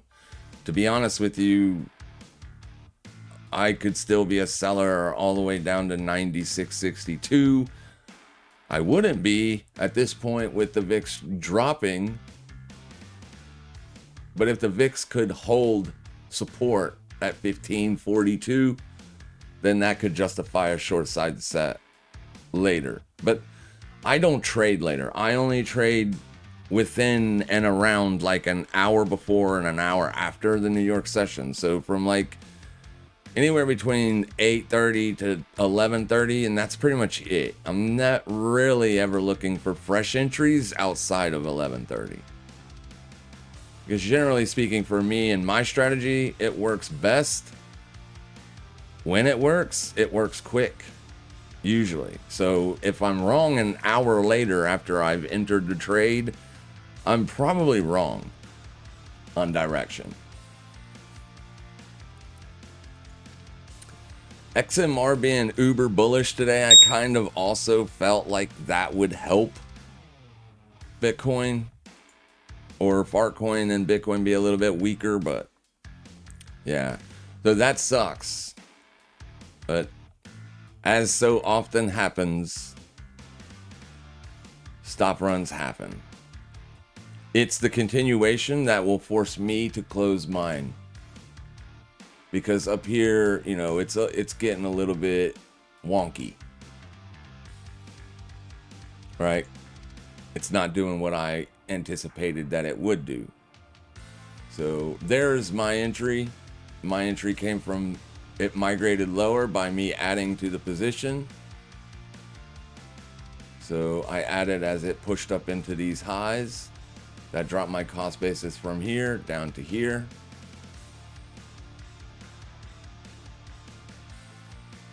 So unrealized gains have been basically cut in half. But I'm not stopped out. Unfortunately, I would assume the majority of you are, if you shorted at the week open. Because that's probably a % higher. Almost a % higher. And I know most retail trades with heavy leverage. Probably I trade with heavy leverage. 20x is heavy leverage. So, yeah. If you're higher than 20x, you're definitely smoked if you entered there. If you caught that 4-hour swing high and was slick enough to wait for that to put your entry on, you may still be safe.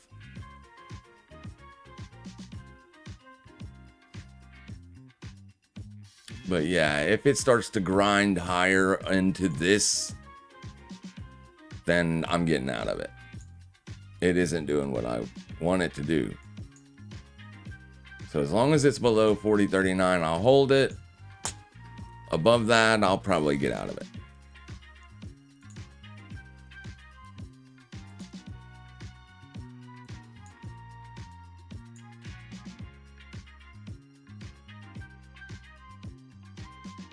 Yeah, Bitcoin is still okay. Like I said, you got to get above that, really, before you've done anything here. It is a nice bounce, and I'm glad I'm seeing that bounce on Bitcoin. Even though I'm holding a short, I'm more than okay with getting stopped out of that short. I would prefer it, actually, because I make more money on my spot holdings for Bitcoin getting back up there than what I would lose on this short trade that we took on Tuesday. But if Bitcoin does start to put in higher highs above 96, I will shed that short. But like I said, the VIX must be dropping back into last week's range. It's hard for me to get out of a short with the VIX literally breaking out up here.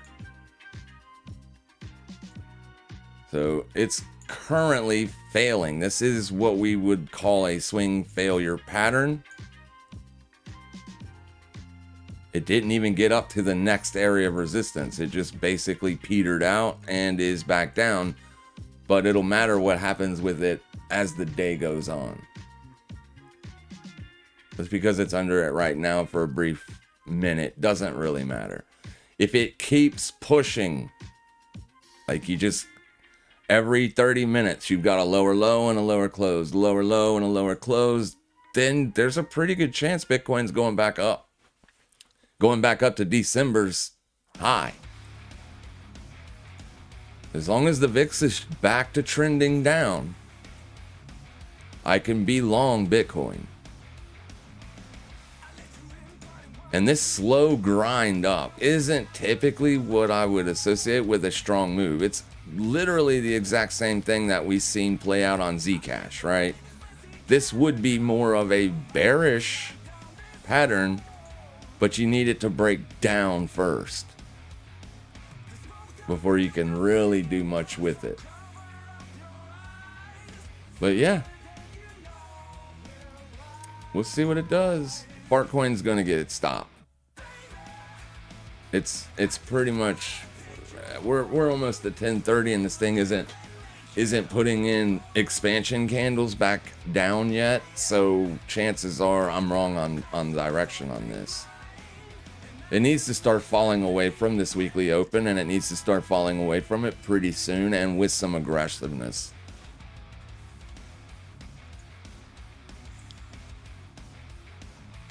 And that's the good thing about the strategy, right? I know pretty quickly. Sometimes that just comes up, tags the level, and it's gone. You know what I mean? Comes up, bink, and see ya. That's knowing pretty quick. In this scenario, it's not doing that.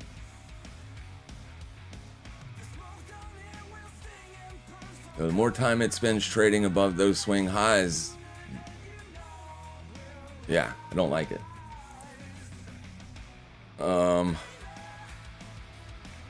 Yeah, I hate that TLT chart. So still grinding the previous day's high. You liquidated the previous day high on the XLY. So right now you're a bullish engulfing daily candle. But on tech, you're still down on lows. I mean, on XLC, you're pretty far up off those lows now. So if this candle turns white and closes as a white candle, that's going to be an inverted hammer.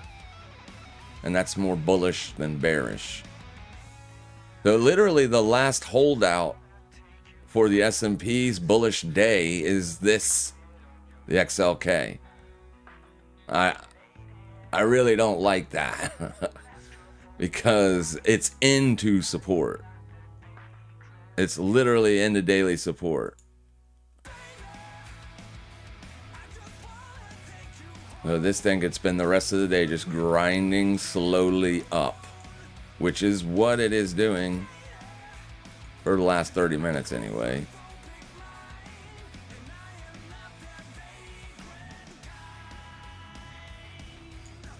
Yeah. We'll know pretty quick here, I think. In the next 20-25 minutes, Fartcoin will either be trading above this or back under it pretty good.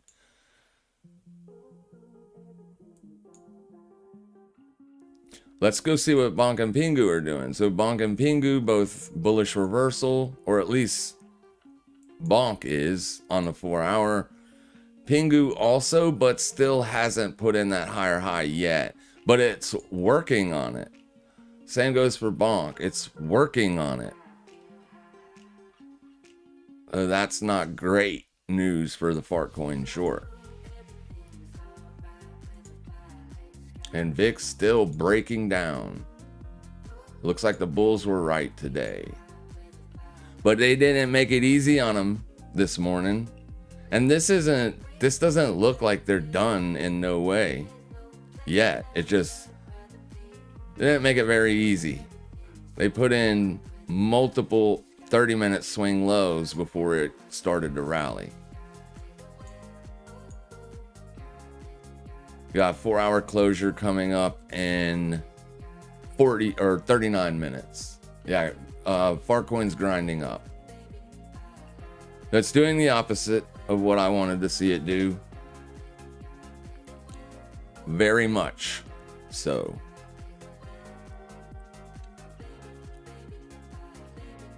And now it just comes about mitigating the rest of those losses.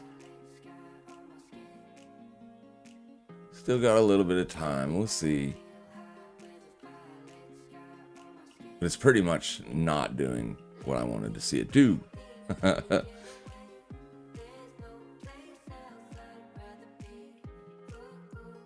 Be fair, you closed a little bit of a higher candle here.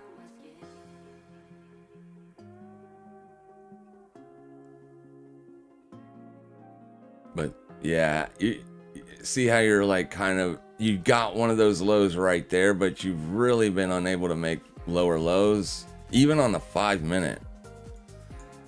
So it's not trending lower yet.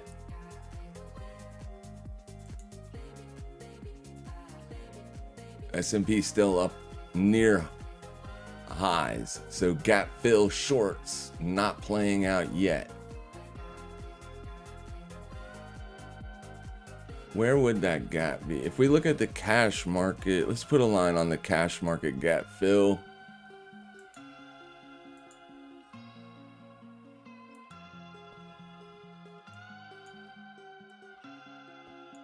Oh yeah, I mean, it doesn't look like a gap fill short yet.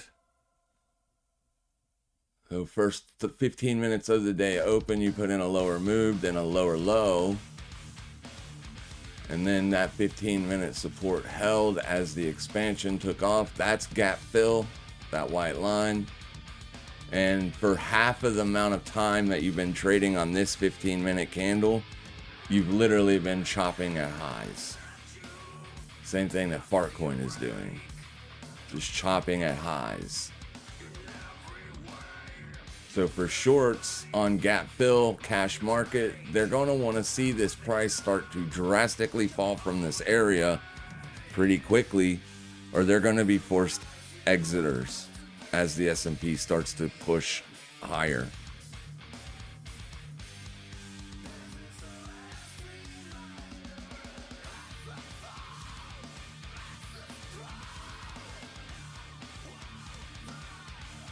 Yeah, it doesn't look great for the short. Dollar even reversed off those highs. The dollar is heading back in the downward direction. I'm not going to be a trader on the dollar till tomorrow. NFP. You're still way up high on the weekly range for the dollar, but it is backing off of those highs. This is what we wanted to see Fartcoin do. This. And XMR is getting closer and closer to liquidating last week's high. Plus a day, because there is one daily swing high. A little bit up higher. And then we'll see what it does. After that occurs, like I said, this short won't be a short until at least 8 to 12 hours from now, and it has to put in a swing failure pattern for me to even look for that trade. If it just continues to grind up, it is not, I repeat, it is not a short. So don't try to short it here.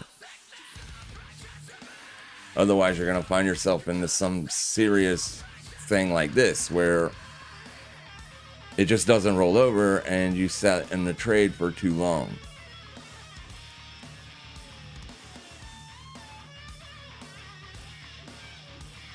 Oil also put in a higher daily high today. So the markets are kind of bullish. Silver put in a 4-hour bear trap and is pushing back up towards the open of the last 4-hour candle. So any buyers in here on silver today, they're definitely going to want to see a higher high. But if you're trading silver, whether you're short or long, 76.05 is going to be a very important level for continuation trades. Right now, the sellers want to see continuation. And as long as you're trading under 76.05, they're in good shape. So we did get a higher 5-minute close on Fartcoin after grinding here for 20 minutes. 20 minutes of grindage at the week open. Kind of feels like a bigger move is coming.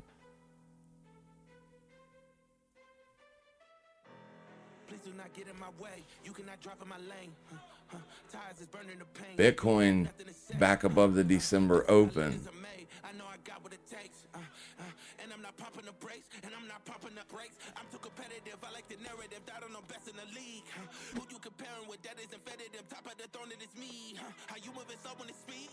Can't win them all, boys. Can't win them all.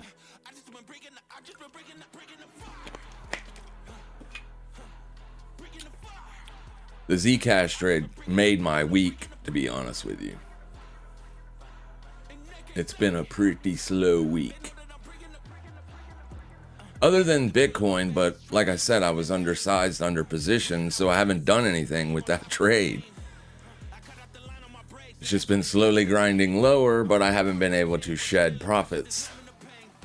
It was up enough today where I could have, but then it would have just left me in the Bitcoin position with such a small position it wouldn't have mattered. So it's one of those scenarios that I should just close out the whole trade and look for repositioning. I'm not going to do that quite yet on Bitcoin, because I want to see support built in here at the December open moving forward in today's range. because I'm short from up here. There's no reason up here. There's no reason for me to get spooked out of the trade because it's getting back above it right now. However, this is different.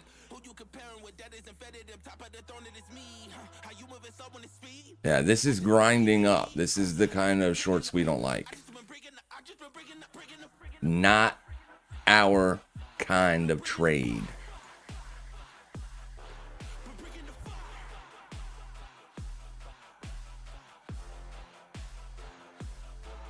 Especially when you put it into the mix that it opened here. So your 9:30 open happened right here, not up here.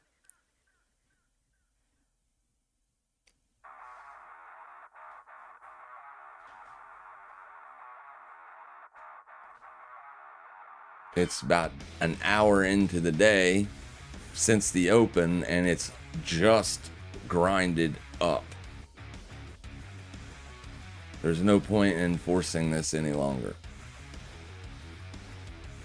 You've got 30 minutes left on this 4-hour close, and the 4-hour looks like this. So now, in the next 4-hour period, people will be looking for bids as low as here.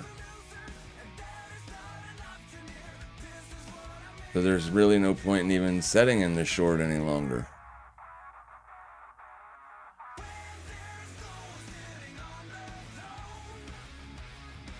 Yeah. That's the opposite of what we want.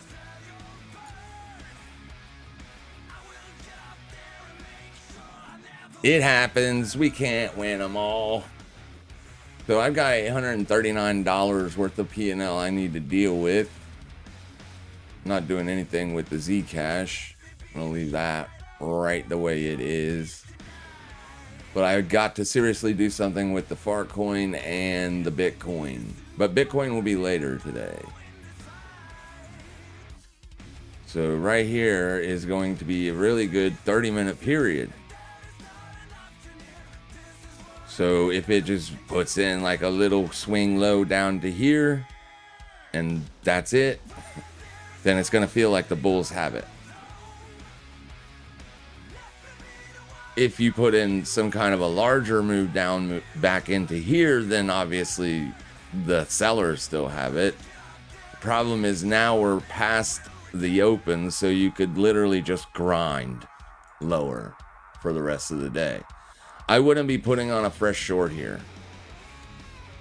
In my opinion, with what we saw happen on Bitcoin last week, this week is a pullback week.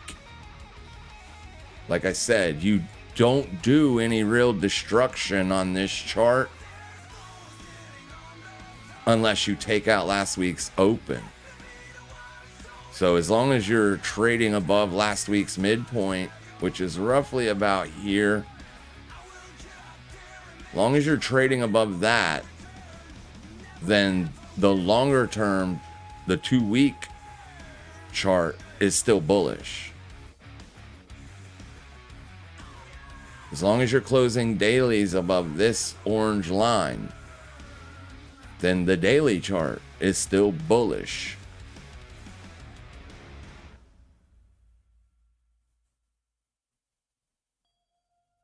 So today's close will be extremely important. Tomorrow you're going to have NFP.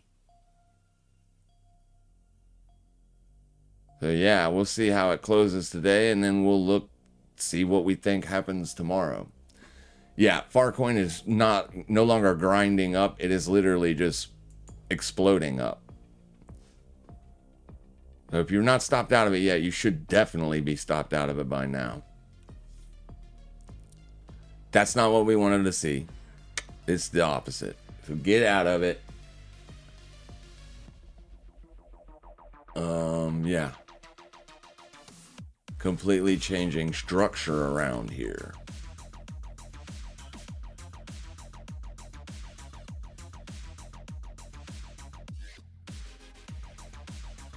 Wait, why is that so much higher?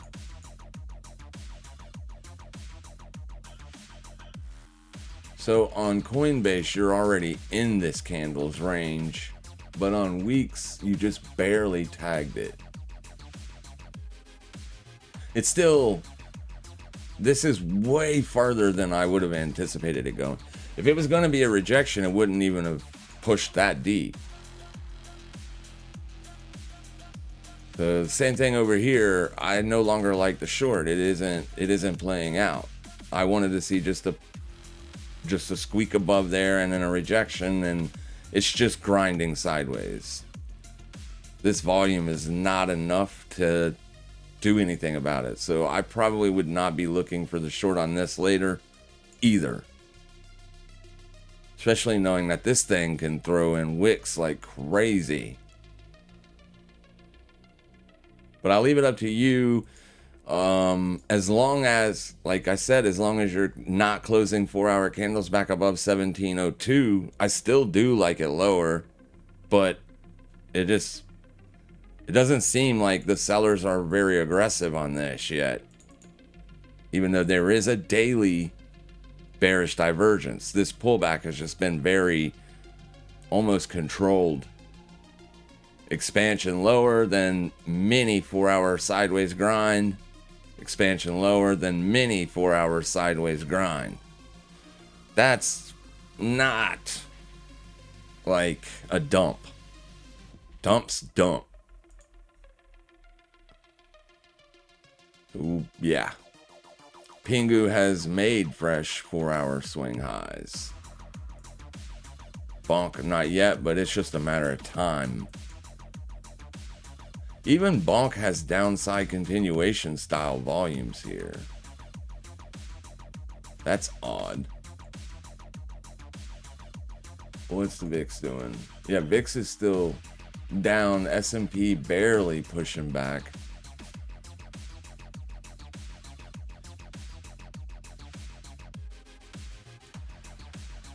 It just, when you look at the higher time frame charts, you can just see what's going on better. Like this, for instance. Expansion, breakout, above resistance, above resistance. Either one of them, it doesn't matter. It took both of them out. And then this candle opens, pushes down roughly midpoint, a little bit less, but still. And up. For rejections, we don't want to see this. We want to see the opposite. Maybe just a peak above that and then down to here.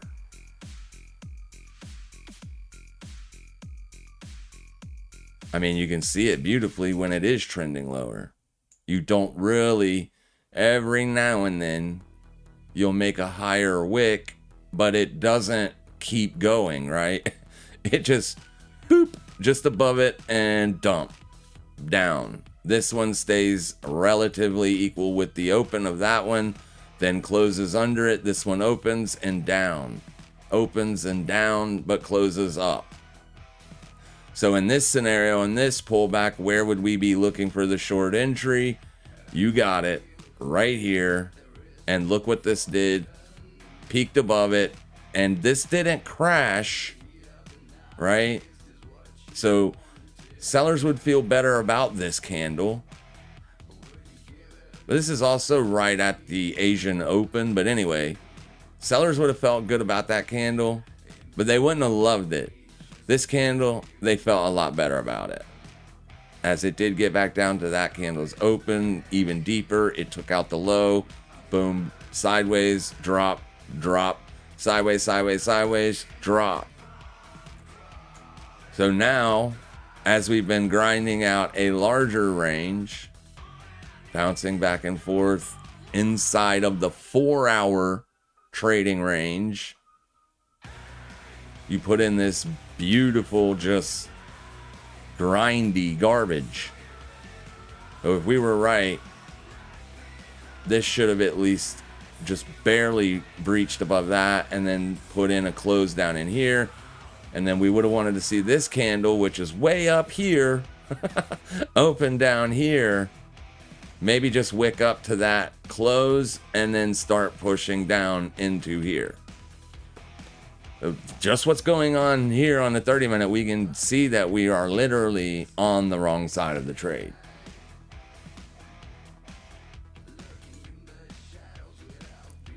Now, you're going to have people buying, like I said, 4-hour supports, because now the new trading range is get rid of all that. This will be the new trading range moving forward.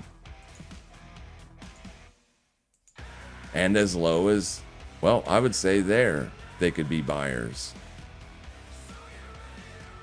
But with this look, you could have people buying here or down here. And then if price starts to grind back towards the upside, I would say the buyers have it at that point, because you couldn't break down below the support, which is what we kind of needed. This right here, I mean, it is support, but it's not an objective level. So if you don't want to take shorts into support, you don't have to, right? It was literally the only one that was even giving us a setup. This one and River, literally the only two even giving us a legitimate setup. Nothing else was.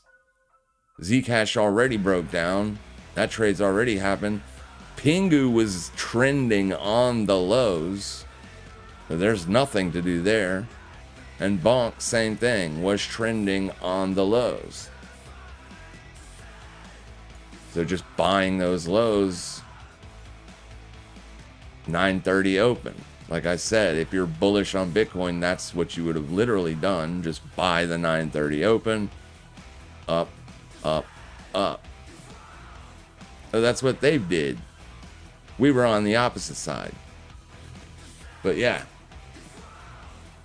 So structures could be changing here. And then again, it could end up rolling back over at the VIX find support. Right now, when you have S&Ps making fresh all-time highs, the best bias is always to look to be a buyer, not to be a seller.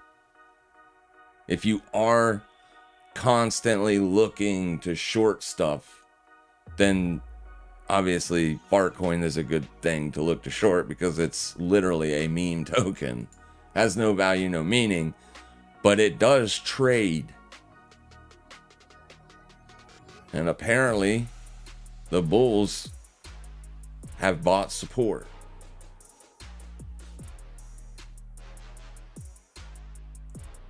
Up here, you're above the weekly open, so you're back to up on the week. Today's Thursday. You see what I'm saying? The whole structure is still okay. Now Fartcoin could close up in here and be a fresh breakout on the weekly chart. Still under the weekly 21, so we can't get super bullish on it just yet, but you can be bullish on it on the daily, because the daily 21 is much lower. It's not that low. I just failed to move it up. But yeah, as long as you're closing dailies above the 21, you can be bullish, but you can be chopped out a lot quick, like pretty quick, especially on an asset that is obviously bearish. Higher lows, higher lows. So this does look like a fresh breakout and a support hold, or a support test and hold. That's what we wanted to see, or at least for the longs on Bitcoin, right? We want to see daily support tests and holds, as that will give us long opportunities as the week goes on, or as we come into next week, depending on what happens with NFP tomorrow. Does anybody have any assets they want me to look at real quick? I've been looking at the comments and don't see a whole lot. Got to look into using vector candles and vector zones with psychological levels. All the market did was reach above the VWAP to liquidate the shorts and reset. Then the RSI Yeah, I don't need to look into that stuff. I already pretty much know what I'm doing. But I mean, if you want to look into them, be more than, yeah. It doesn't matter what indicators you look at to give you price. It's risk mitigation that makes you successful in this game, not price prediction. None of us can predict what price will do. None. I know people like to act like they can and focus on that, but those are the wrong things to focus on. Not one of us knows what price is ever going to do. It's how much do we lose when we're wrong versus how much do we make when we're right. Had a beautiful conversation about this morning with one of my members.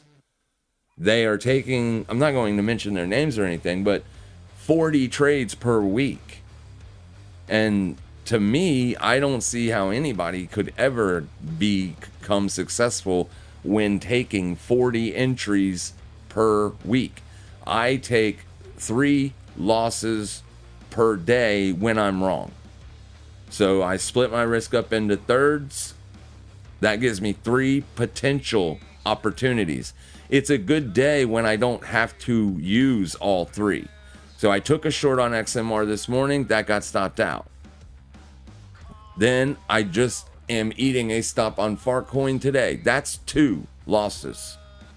I will not take another entry today.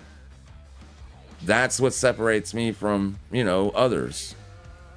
So I think if you're trading more than, in a 5-day period, 15 entries, you're right on the edge of being too many. Because if you can limit the entries down to, say, 2 per day and only pick the best setups, then mathematically, as long as you're doing better than 2-to-1 on your risk to reward, you can have a 50% hit rate and finish the week green. It's just math. That's what makes us successful, not vector candles and all these other things give us a slight edge, but overall they really don't give us an edge, because I've bought support before that should have been support and been stopped out. I have literally sold resistance that should have been resistance and been stopped out. I was stopped out on ZEC a day early. So I took the short here. I took profits, so I made money on the trade. But it was the leftover position that got smoked through here. And I didn't do anything with it up there. I said, nope, it's back to being bullish. You're back above all the VWAPs. You're literally above the daily 21. And in this scenario, you're right back above the yearly open. So objectively speaking, Zcash, when this candle closed, was bullish on the year. It wasn't until this happened that prompted me into jumping in that short.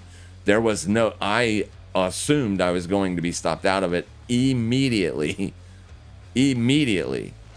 But it just so happens I shorted at 7 a.m. Price dropped away from the open. And when this candle opened, it didn't go back. And that's the only reason I caught this move. Because this candle didn't go back up. It would have only needed to go right about here and it would have stopped me again. Yeah, we use things to kind of give us an edge, but it's the risk mitigation that makes us successful. I don't even know what a vector candle is. I don't think I've ever seen it before or heard of it. I know TradingView has a bunch of stuff. Heiken, Ashi, Renko, Line Break, Kaji, Point and Figure, Range. Yeah, I've seen people use the volume footprint. It's no different. It's the same thing. They're just trying to look at order flow in terms of numbers instead of levels. I like levels because it works. That's it, right? That's why I keep doing it. If it ain't broke, don't fix it. That's my mantra. I live by it. It definitely ain't broke. So even though I don't have $400 worth of P&L on the Fartcoin short, but it's just because I got in it yesterday, right? That's it. One day early. Had I taken it today, I'd be stopped out, dude. completely stopped out. The trade still isn't going to be a loss. It ain't going to be as good as it was. Like earlier, my P&L or my account balance was a lot bigger than it is now with Fartcoin up here. But it's still not a loss. It's a loss of unrealized. That don't count.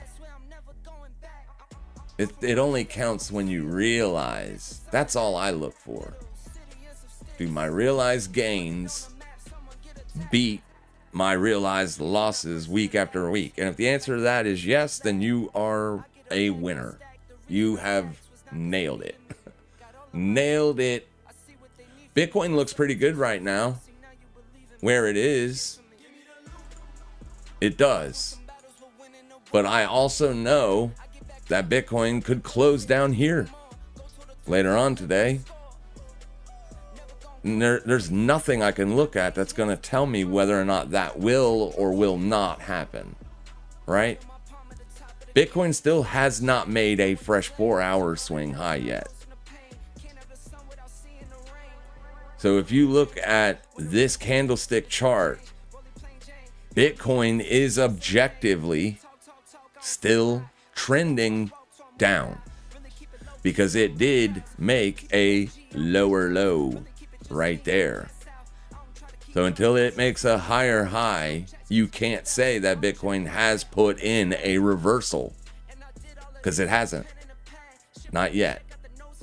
It's got to smoke this high first. Fartcoin has done that. So you could objectively say Fartcoin has put in a reversal.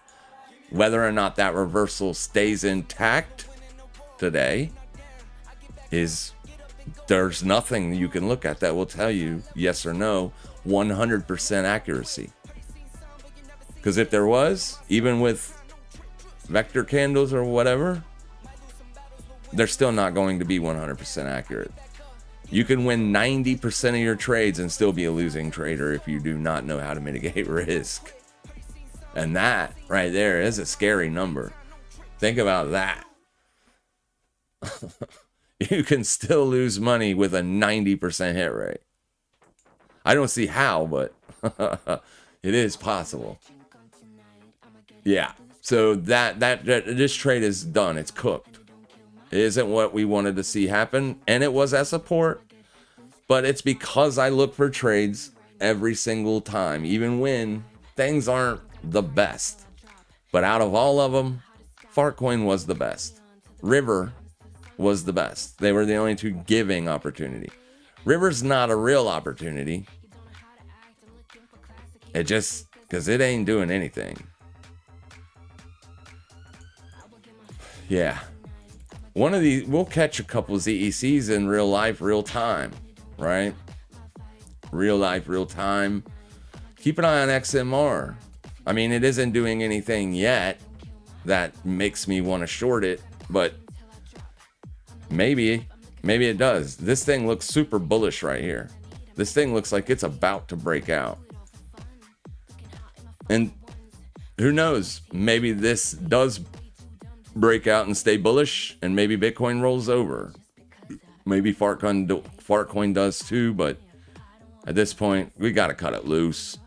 And then back down to the psychological levels. Yeah, what psychological levels are those? Yeah, I'm not going to try to learn a whole new strategy. I do pretty good with mine. I appreciate the, though. I mean, I'll look into them. Maybe they work better than price candlesticks. I don't know. I've never looked into them. I don't like Heiken-Ashi because they change colors right. You know, it's the same thing, right? Looks like it's gonna work, then you take the trade, and then boom, it changes color on you and it doesn't work. Yeah, indicators. I try to use as little as I possibly can. ZEC devs leaving the project, news caused dump. Maybe. Yeah, maybe. I'll tell you what caused the dump. This swing failure pattern. And I can prove it. Look at the freaking volume, dude. That volume right there. Like, that is massive. And that happened yesterday. I was literally watching this thing at the close last night when it opened a fresh day candle. And I was looking at this volume with that continuation and looking at this price action and telling myself, this is literally what I said when I closed the laptop. This thing is going to freaking puke. It is going to dump. I bet my left nut on it. Or I'm going to wake up and Zcash is going to be trading at $7,000. It's either going to dump or it's going to explode higher. That is an insane amount of volume. Like, you're looking at levels of volume that caused this crash. Obviously, there was more because back then, yeah, a lot of trading still going on. But yeah, it's like volume has been lagged up for a month on basically all crypto. That's good volume. I was definitely anticipating a downside move at the close of yesterday. I didn't know that I would be surviving the trade, though, because it was still so close to my entry. So close. But I woke up this morning and so yeah, loved it. But you're right. Obviously, news does cause volume. But I was anticipating a dump. That's why I took that short. This is a swing failure pattern, and generally this is like a really good thing to look for because it basically is exhaustion. Like, the bulls got the breakout. They got the breakout. All they needed to do was buy it at 506. It would have been like damn near guaranteed victory. You probably wouldn't have seen that pullback that deep. Maybe that's what caused that news. But I didn't know anything about the news. I was just looking at this. That prompted the trade. That caused me to take the entry. And this volume almost cemented it into my brain. I almost knew I was going to make money on that today. As long as I didn't need a stop. And that's always the thing. The stop. They get us. It's because we can't predict anything. Nothing. It would be nice if we could, but we can't. Yeah, they're devs leaving the project. Was like just a couple devs or all the devs? What, Zcash is no longer? Maybe it's just like the main devs. Maybe that's who it is. Well, then maybe there's more short side to take on this, even though it is massively oversold. I will be more than okay with shorting ZEC again next week. I just can't do it with it being this oversold because it could bounce back up to the 21-day exponential. I can't take a short down here. It's just too low on the range with that much of an expansion. That is a nasty expansion. So XMR doesn't look like that. XMR looks like it's doing a legit breakout. So you have got that that previous week's high already. You're about to smoke that.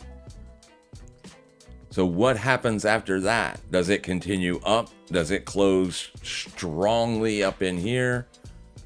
Does it put in a wick and then close back down here? Right? It's what happens after. That's what's going to prompt future positions on XMR. I'm not against taking longs on XMR. I bought XMR right here last Friday. Because this is a swing failure pattern. Swing failure pattern. So it traded down in, filled me, up it went. That's what has to play out here before I can get short on it.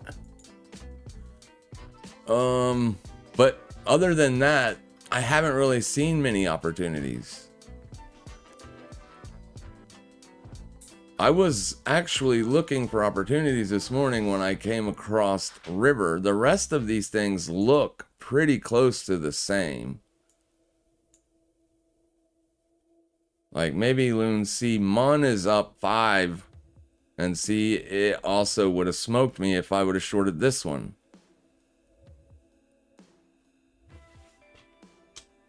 But that would have been this morning. Obviously, there was a trade that played out by just looking at that. But this morning, had I been looking for the short here, I would have been wrecked. And I probably would have. I would have taken that opportunity on Fartcoin a million times. You got the VIX with a fresh breakout? Yeah. You better take that short. Better take that short. It worked out as the VIX was the one that was misleading. It was a fresh breakout, but it failed.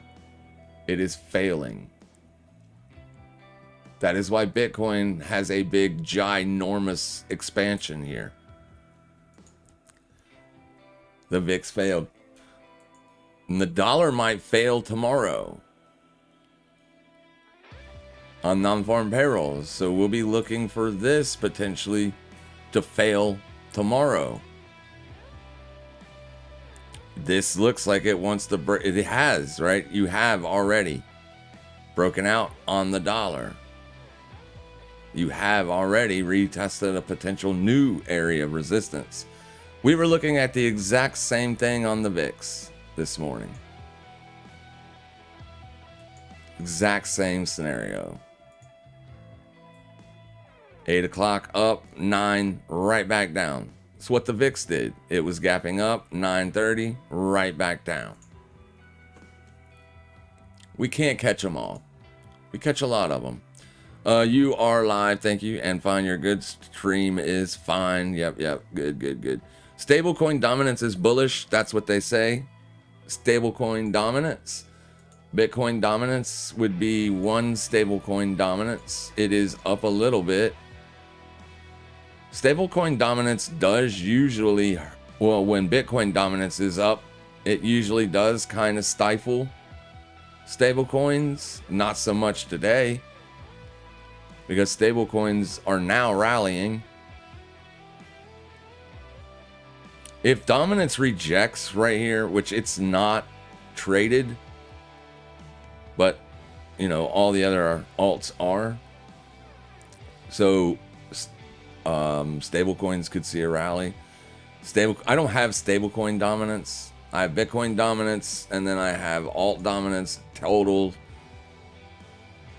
bearish. This is with Ethereum. This one's without Bitcoin and ETH. They both look pretty bad, but they're stabilizing. They're trading up off the lows. That's good. This is a fresh breakout. Not above that or this, but that. It needs to be able to hold the pullback. So right here would be that support. It kind of not there, right? We knew Bitcoin was in the support today, coming into today. We knew it was. It was trading back into December's open. That's literally objective resistance till you broke out here. So far, it is becoming objective support. We knew it was in the support. The short was the risky trade. And buying it was also risky with the VIX gapping up. If the EU hadn't banned XMR, I would have still been in my position since $1.50. Damn, dude, that sucks. But I'm still sure you made a lot of money. $1.50. This thing's trading at $4.65. That is so disheartening. Yeah, it's banned here in America too. Yeah, you can't buy this on exchange.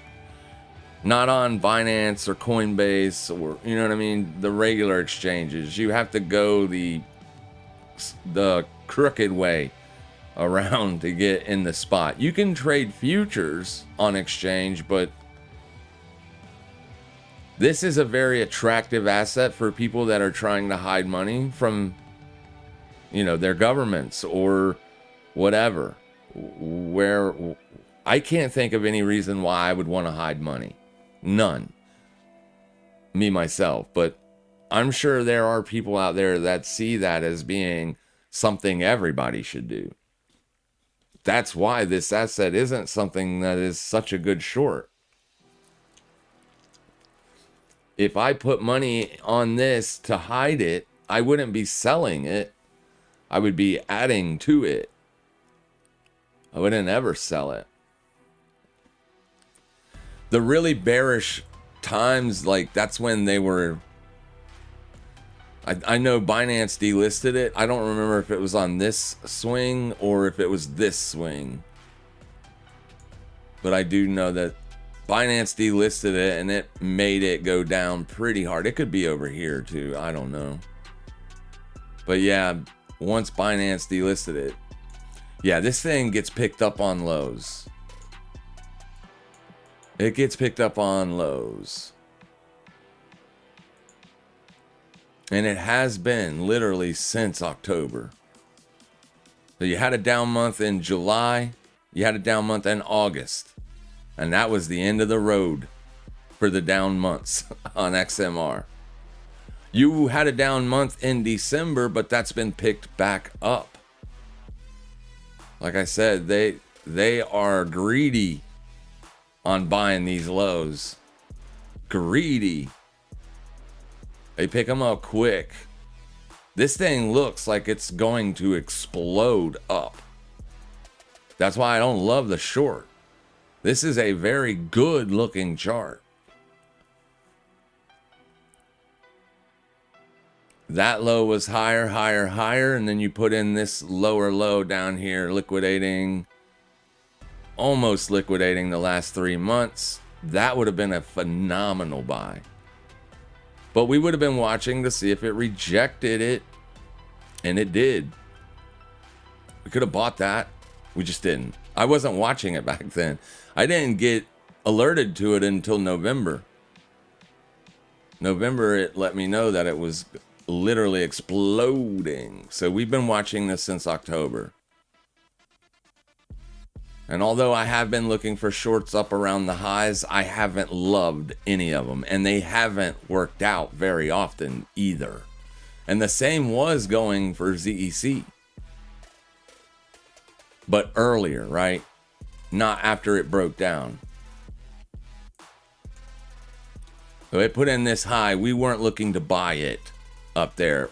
If you remember, it was massively oversold on the weekly. It was like hugely 96 on the weekly RSI. That is not a buy. That is you need to take profits and get out because it is going to pull back. And it did.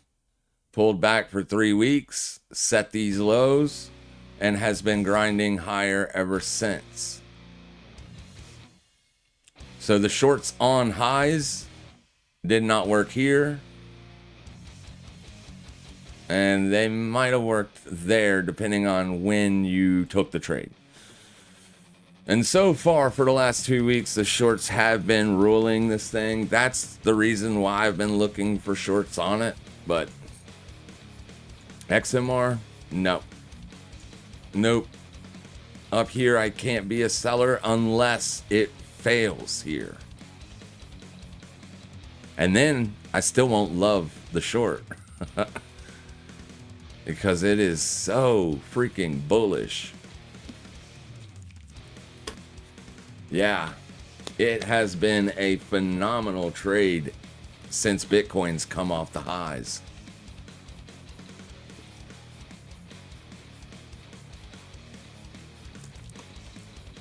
So S&P struggling to put in bullish highs above the gap fill. Like I said, VIX really hasn't done a whole lot yet. It's under the level that I want to watch, but it's got to take out yesterday's low. It's got to get back to trending down. But I mean, S&P, I don't think I would be looking for shorts, but for an hour it couldn't make fresh highs. Yeah, this is going to look like a pullback unless you take out the low. Yeah, you're gonna have to start making fresh lows quickly, or this is just gonna be bought up.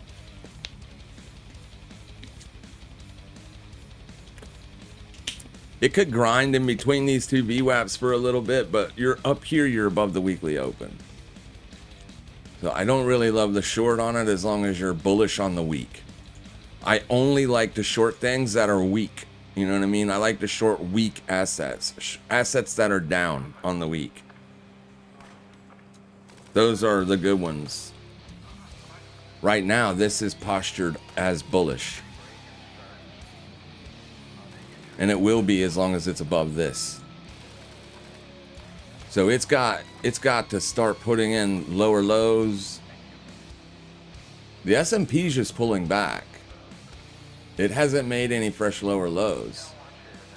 It's just pulling back. This could be a buy-op on the S&P. Yeah. You change structure around a little bit here. So if these lows, and I would be willing to buy it as low as that if I was going to be buying it today. I'm not, because NFP's tomorrow. NFP's gonna slack this whole board probably. It's gonna change everything. But yeah, I mean, the S&P is still technically buyable as long as you're not closing 30 minutes under 69.04. It's still buy. It's a buy.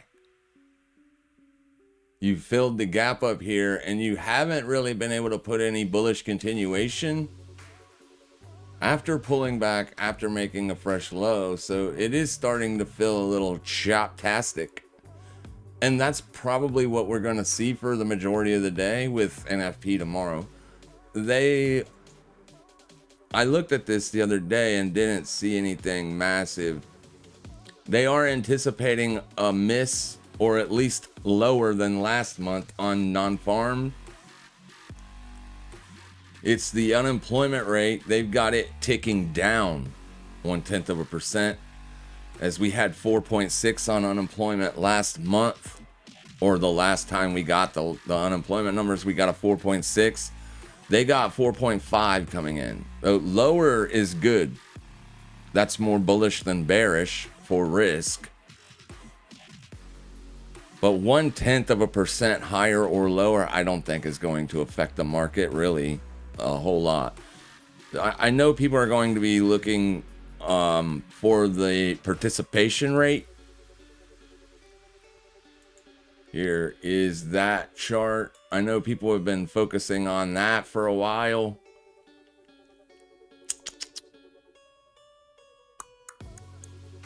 Right here.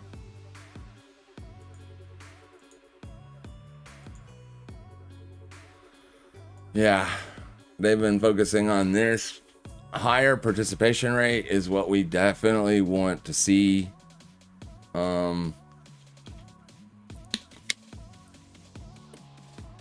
But yeah, I mean, this chart does not look good for future United States development. But I mean, to be honest with you, it hasn't been doing good since the 2000s. As technology kept getting bigger, you've seen your participation rate on manufacturing get smashed. And then they smashed it in COVID, right? It's never gotten back up to there. I mean, they're not super, like, it would have to be a huge miss or beat to affect the markets. But that's generally what people are looking at, news people. When they're looking for unemployment, or looking NFP, unemployment, participation rates, stuff like that. We'll see what happens, but I'm not anticipating anything bearish Bitcoin's still looking okay here. Like I said, as long as you're putting in higher highs, there's no reason for shorts. It's a higher low, sorry. As long as you're putting higher lows in intraday, there's no point in looking for shorts. You're about the week open. You're bullish. Today's bullish. Most of the people's already been stopped out, so it'll be a slow grind for the rest of the day. Be chappy for the rest of the day. Will you have a live public for NFP tomorrow? Yeah, probably, because they are anticipating a miss on non-farm, but a beat on unemployment. Oh, we could do a live stream. I'll redo the computer tomorrow. I'll restart it and make sure the internet's golden. As long as that's good, we'll do a live stream. I mean, I do a live stream every day anyway, but in order to go live for public, I want the internet to be cruising and I want my computer to be cruising, because it just makes my job a lot easier on finding setups and stuff, as long as everything is working the right way. When things aren't working, I look like a monkey effing a football. You get my drift. But yeah, for sure. Pepe is still king, up massively. Yeah, Pepe did have a massive rip to the upside. It was up like 20% 2 days in a row. Yeah, it was cooking with grease for a couple days last week, or this week. It's been pulling back a little bit, but yeah, that's a massive rally, a rip your face off. This is what I wanted to see Bitcoin do when it got, or at least not as big as that, obviously, but you know, a 5 or 4 or 5% day above December's high. But as long as the daily closes are happening above the daily 21 EMA, that is constructive and positive for Bitcoin. And it will be all the way back up to the weekly 21, right? Because those are the areas that people are watching here. So it made sense for sellers to show up on Pepe there. That's why they've been controlling the narrative for the last 4 days. But I'd say we'll see what happens with it. It still looks okay. It still looks like it could go. Like I said, it's a good looking candle, but it has to hold its midpoint. Otherwise, it doesn't look good. All right, when you have these big bullish rips, when you pull back, you want to see higher lows. It's when you make those lower lows, that's when people start to get more bearish. So Pepe really, really needed to hold this. And that's probably the day that it broke down. That's probably the day that gave you that expansion.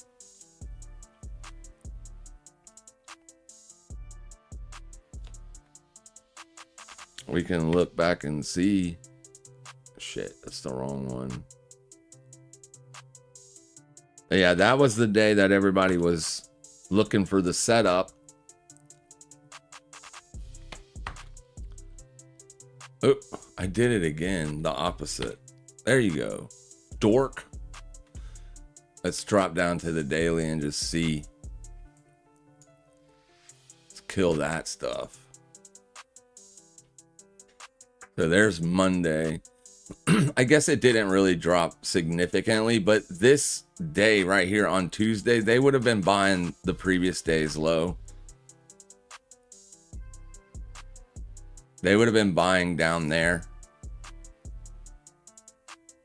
trying to get that weekly 21 level to hold. And then they just couldn't do it. And then that's going to drive the sellers when it comes back up into it. It's going to be a sell side op. Maybe not on the first day of the retest, but definitely once resistance is built in, which you built it in right there. Because this day closed under, this day retested resistance and dumped. So that would have been a short setup for us as well. we would have gotten stopped out of it, but we definitely would have been keeping an eye on these swing highs up here. Yeah, same thing here. So the weekly 21 drives order flow. It drives narrative. It drives order flow. So that's what we got to do on Bitcoin. We got to get back up there. And it's, unfortunately, looking at it on the 30-minute chart, it's got some freaking work to do, man. It has a lot of work to do. Yeah, my level's even lower. The 50's also going to be a huge sell side driver, probably. I wouldn't be looking for the breakout on the first day or two. But if Bitcoin could pull back and hold a higher low support, then yeah. You get back above 100K, I would probably shut the bearish trade down. Me, myself. Other people won't. Other people will short Bitcoin all the way back up into 105, then 110, then 115, then 120. Like, they'll short it and they'll drive the stops.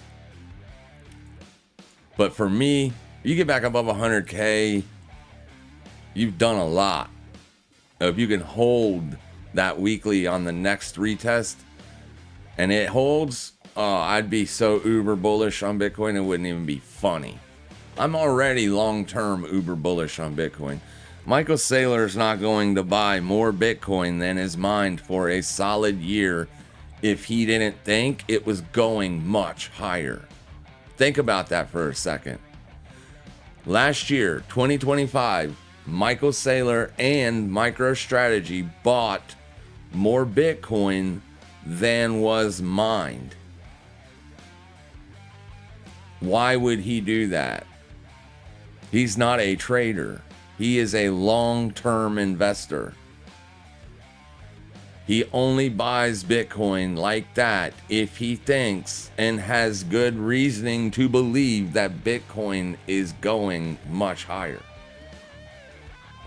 And Michael Saylor has access that we just do not have when it comes to talking to people that have billions and billions of dollars and want to put that money to work. The last conference I saw, he said 9 or 8 out of the top 10 biggest banks are now exploring revenue streams that include buying Bitcoin. That's why he was so aggressively bullish in 2025. Michael Saylor, after he built his company up basically because of Bitcoin, his company was dead in 2020. He was done as a businessman. It was over. He bought Bitcoin as a leap of faith to save his company. 5 years later, people look at that and they're like, damn, not only did this man save his company, but he generated massive amounts of money the last 5 years. I want to do that too. So they call Michael Saylor in for a news conference. Michael Saylor gives them the spiel. And the whole time he's given this spiel to all these banks, he is rapidly buying as much of it as he can.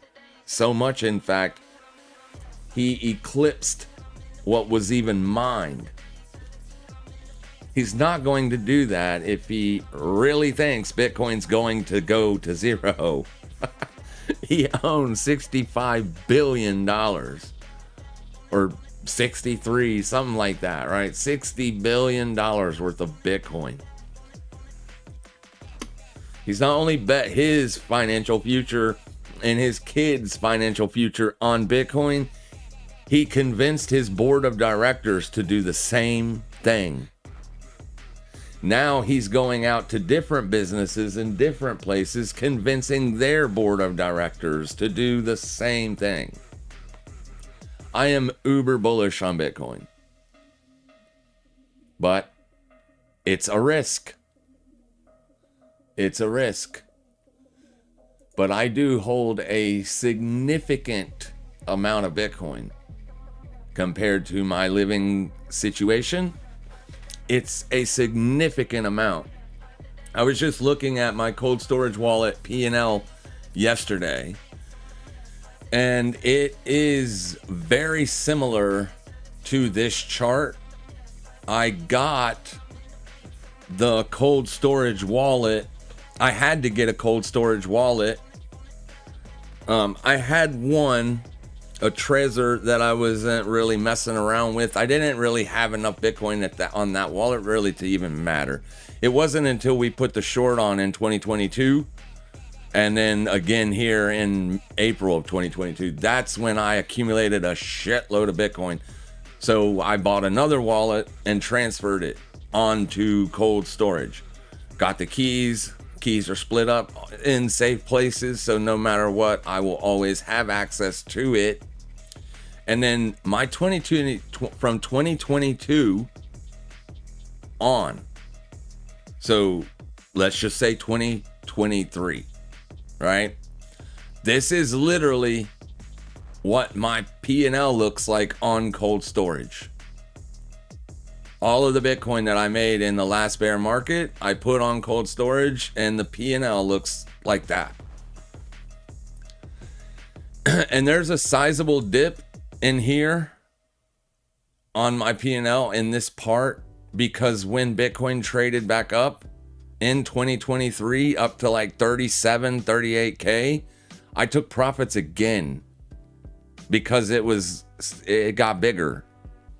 And it was too big at that point in my career to watch, $1,000 swings. It was so volatile, it was eating me up at night.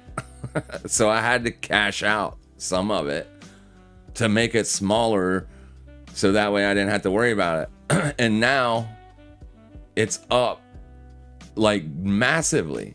It looks just like this chart. And I haven't added anything. I haven't done anything to that wallet. It just,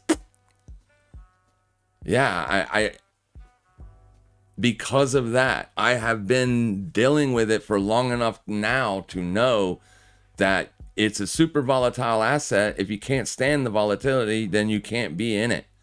But if you can stand the volatility, you should be buying it and putting some of your future savings into it.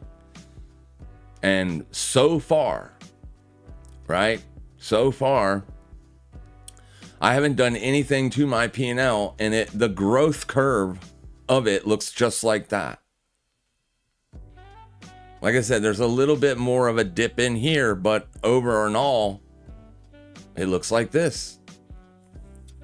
It's crazy that I basically cut it in half, and boom, it's way off now, and I haven't added to it. I haven't had to. I've added, let me think about that. I have added to it. I did add a few times in 2023 and in 2024, but they weren't significant amounts. But yeah, I mean, Bitcoin is a phenomenal asset, and the more I dig into it, the better I like it. Now, there are risks associated with it. And right now there is one risk when it comes to running a node. Like, there is an inside war with people that are like Bitcoin devs and tech people. Like, some people think you should go core. Some people think you should go knots. One guy that I listen to, the Bitcoin University guy, he says go knots. If you're going to run a node, go knots for sure. They're trying to get away from inscriptions and other code on the blockchain. It's bad for Bitcoin. Bitcoin was designed and built specifically for transactions to be on the blockchain, not freaking stupid GIFs and stuff like that. Like, why put GIFs and pictures and images and memes on the blockchain? It is useless. Build another asset, create a new blockchain, and then throw your stuff on that. That's the whole argument with, hardcore Bitcoiners. They love Bitcoin. They want Bitcoin to be what it was intended to be, and that is the best financial product ever designed and ever invented. And I have done a lot of research, and I can't figure out why it can't be. If mass adoption doesn't happen, Bitcoin becomes just a speculation vehicle, and in that scenario, it probably does die. But if Bitcoin does get mass adopted, like, think about what's going on in Iran right now. I bet you people that had money in Iranian dollars 4 years ago wish they would have bought some Bitcoin. I guarantee they are thinking that right now. That's for any nation in the world. If you're all your money is in your nation's currency, your future purchasing power is in the hands of your government, not you. Bitcoin gives you that ability to protect your own future purchasing power, because Bitcoin is not controlled by any government or any elected officials. Bitcoin does its own thing. Bitcoin was voted on by the world back when Satoshi dropped it. He said, I'm going to give it to you, the world, and let you decide what you want to do with Bitcoin. You can destroy it or you can use it. It's up to you, right? It's up to you, the world, to make that decision on what Bitcoin does. And this is what Bitcoin has done since he dropped it. Now, a lot of people see $100,000 Bitcoin and think that it is an expensive investment. And I get it. It does look expensive. But if Bitcoin does get mass adopted, this is nothing compared to what it would be. Nothing. This is chump change. You are still early. Only 200 million people own Bitcoin. And banks and billionaires are buying as much of it as they can at $80,000 a piece. You should be too. Trust me, you probably should be too. If billionaires like it, I like it. That's enough for me. And they are buying it up, hand over fist, as much of it as they can. So, yeah, I mean, I'm not going to try to make any crazy predictions and think, well, Bitcoin will be at $500 million by the end of September 2027. No. If Bitcoin gets mass adopted in the future, it could be 10 years, 20 years, 30 years from now. But whenever mass adoption happens to where you get even, I would say, a tenth of the world's population on Bitcoin, say 1 billion people own, transact, and work in Bitcoin, 1 billion people, an $80,000 token is going to be so far back and so far down on the chart, people won't even be thinking about that number ever again. It is still very new, very early. And that's the risk with Bitcoin. All right. Anybody else got anything for any assets that could be traded right now that you know of that you want to trade or buy? I want to look at them myself. Bitcoin bounced right at last week's 50% fib. Good place to find support. It sure is. October 2024, you mean? Star. Gotcha. Bitcoin also closed at 4-hour bullish engulfing. Yes, it did. Yes, it did. And it's not only that it did that, it's where it did it from that makes it more important. Just a normal standard 4-hour bullish engulfing, that's an intraday chart. It's an intraday candle, right? I've seen bullish 4-hour engulfings get smoked like 3-4 hour candles later. You know what I mean? It doesn't mean it's going to go up. It still doesn't mean that it's going to go up from here. But the fact that it did put it in down here makes it a better buy signal. if that makes sense. The fact that it did happen at a huge level of support is a good sign. Basically, what we want to see tomorrow when we do the live stream for NFP is we don't want to see Bitcoin have, 4-hour candles that put us right back down here. That wouldn't be great. It wouldn't be terrible, but it wouldn't be great. I would much rather see Bitcoin test 4-hour support and hold for the rest of the day and grind up from that point. So this will be a big zone to watch moving on today. And as long as the VIX is still back under the weekly high, which it is, I like Bitcoin to grind up. So I think this is a good signal. I don't know if anybody will be able to take longs and make any money off of the signal, but I do like it for sure. At support, yes, that's what I want to see. Absolutely. Now, if it just grinds lower for the rest of the day, that won't be such a good signal. Because a lot of people thought this was good. And it didn't hold. And that's what we need to see. It needs to hold. Hold. It's got to hold. Got to hold. We'll see if it does. I like it holding here. I hope it can hold here. I'd be willing to bet that people are trying to buy the December open. Like just getting back above that is going to be good for some people. Not me, but some people. It's got to close the day above the 21. That's what I'll be looking at for it to do today. And as long as it does that today, I will be okay with looking for long opportunities tomorrow. But if it doesn't close above the 21 today, then obviously that's going to shift a little bit of my near-term trades. Not long-term. I will probably never sell any more Bitcoin. I will buy stuff with Bitcoin, but I will probably never exit into fiat anymore. I don't see the purpose of that. But using it to buy stuff, when I can buy services or goods and services with Bitcoin, I will. And when I can be paid Bitcoin, I will. I will accept it. Absolutely. From now on. Yeah, I like it.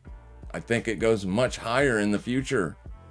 I think it does become, the way the world governments are headed, man. The U.S. is usually the leader and in a good way, but it hasn't been since the 50s.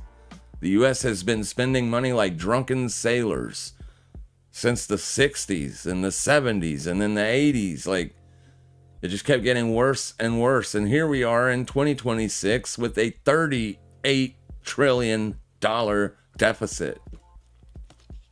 Is it going to be gold that bails us out? Nope. It won't be gold. They're going to need AI to do it. And even then, I don't know if it will. Nope. I'm going to split my money up into chunks. Buy some gold, buy some bonds, buy some CDs. Not many CDs. Like, CDs are absolutely useless if you ask me. But yeah, buy things that appreciate. Buy things that appreciate. That's my uncle told me when I was 8 years old. When you become a man, buy things that appreciate. Not depreciating assets. Appreciation. Appreciation is a slow grind from bottom left to top right. If it's doing that, good. And Bitcoin is doing that long term. Bitcoin is doing that long term. Whether or not it can hold here, we'll see. What is Fartcoin doing here? Okay, so it's testing its weekly open. Yeah, I haven't bailed on this position yet. I will, if it can't take this low out, I will absolutely bail on it. And if you're still watching or just watching, don't be trying to short this all day. If it was going to work, it would have already. We would have already taken profits and we would have already moved our stops. This, because it hasn't, that literally means it won't. So don't chase it, don't short it, leave it alone. It held support, it grinded higher. This is a breakout. I fully intend for higher lows to be built and held for the rest of the day. All right, it's not expensive, not for me either. It is not, and it shouldn't be for anybody. You can buy on most places you can buy like $10 worth of Bitcoin. It's going to be like 0.00000014 Bitcoin, but you can buy as little of it as you want, and you should do that.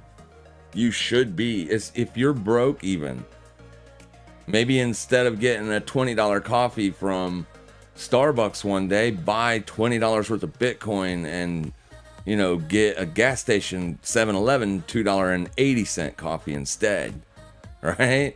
Like, do that and just slowly build up a position.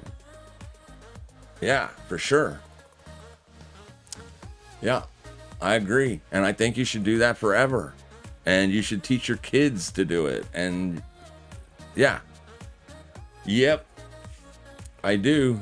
I really, really do. Bitcoin it's money that's built on the back of the internet. And the internet isn't going anywhere. They're trying to build a wizard that exists only on inside of the internet that thinks and does his own stuff to help humanity. The internet isn't going anywhere. And Bitcoin is money built on the back of the internet. It's a protocol.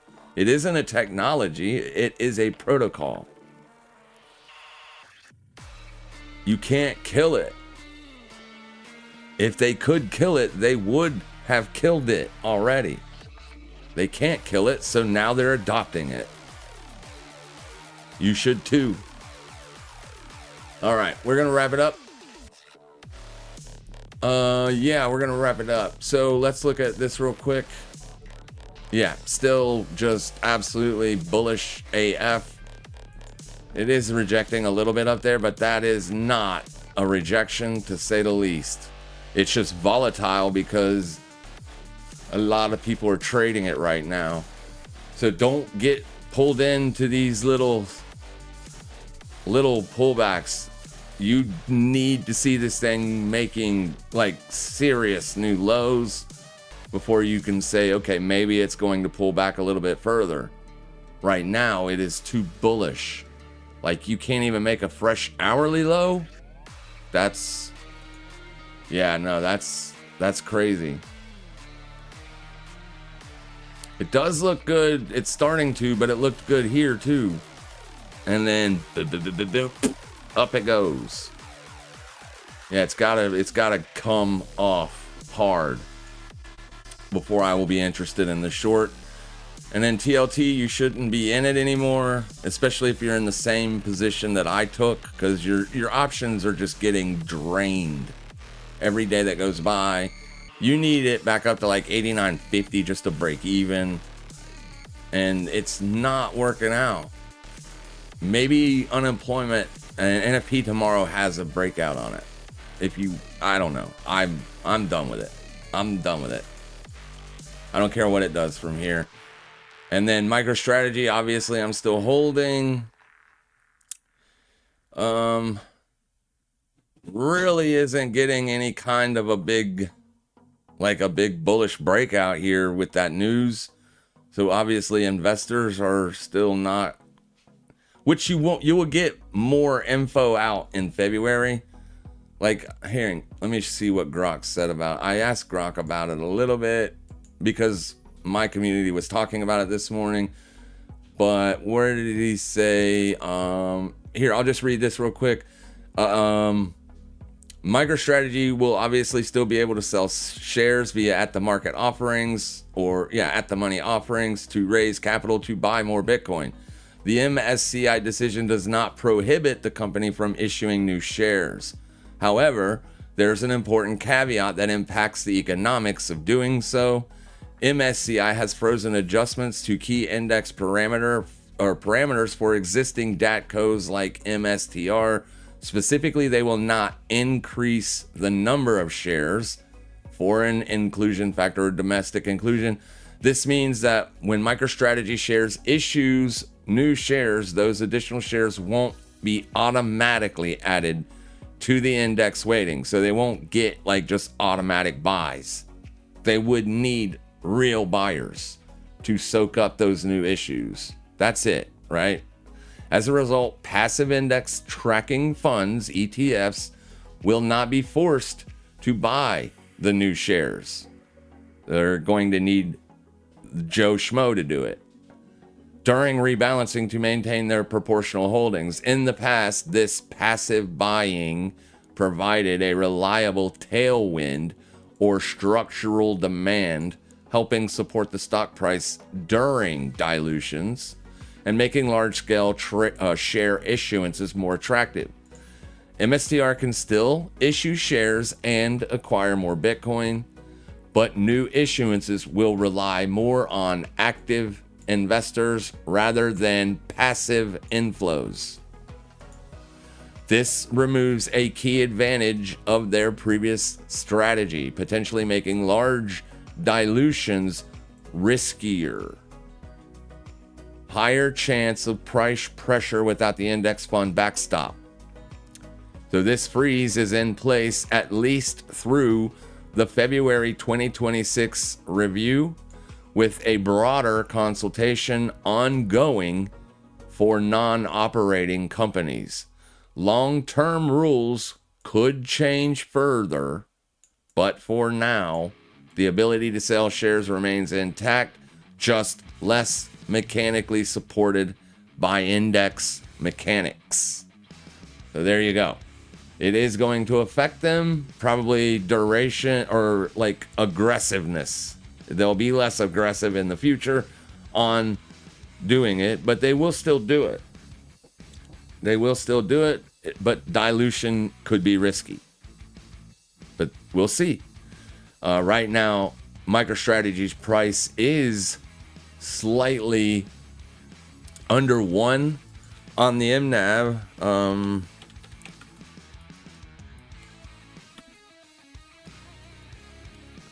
Let's see what Grok has to say about this. As of January 8th, that is today, morning time, MicroStrategy is trading a very low premium to its market net asset value, which is MNAV, hovering around 1.02 to 1.05. As long as they're above 1, they're safe. Under 1 gets a little bit dangerous, but as long as they're above it, they're good. Approximately 673,783 Bitcoin, latest reported as of early January 2026 SEC filing. Bitcoin's price around 91,000 currently, 9,800, 9,200 range.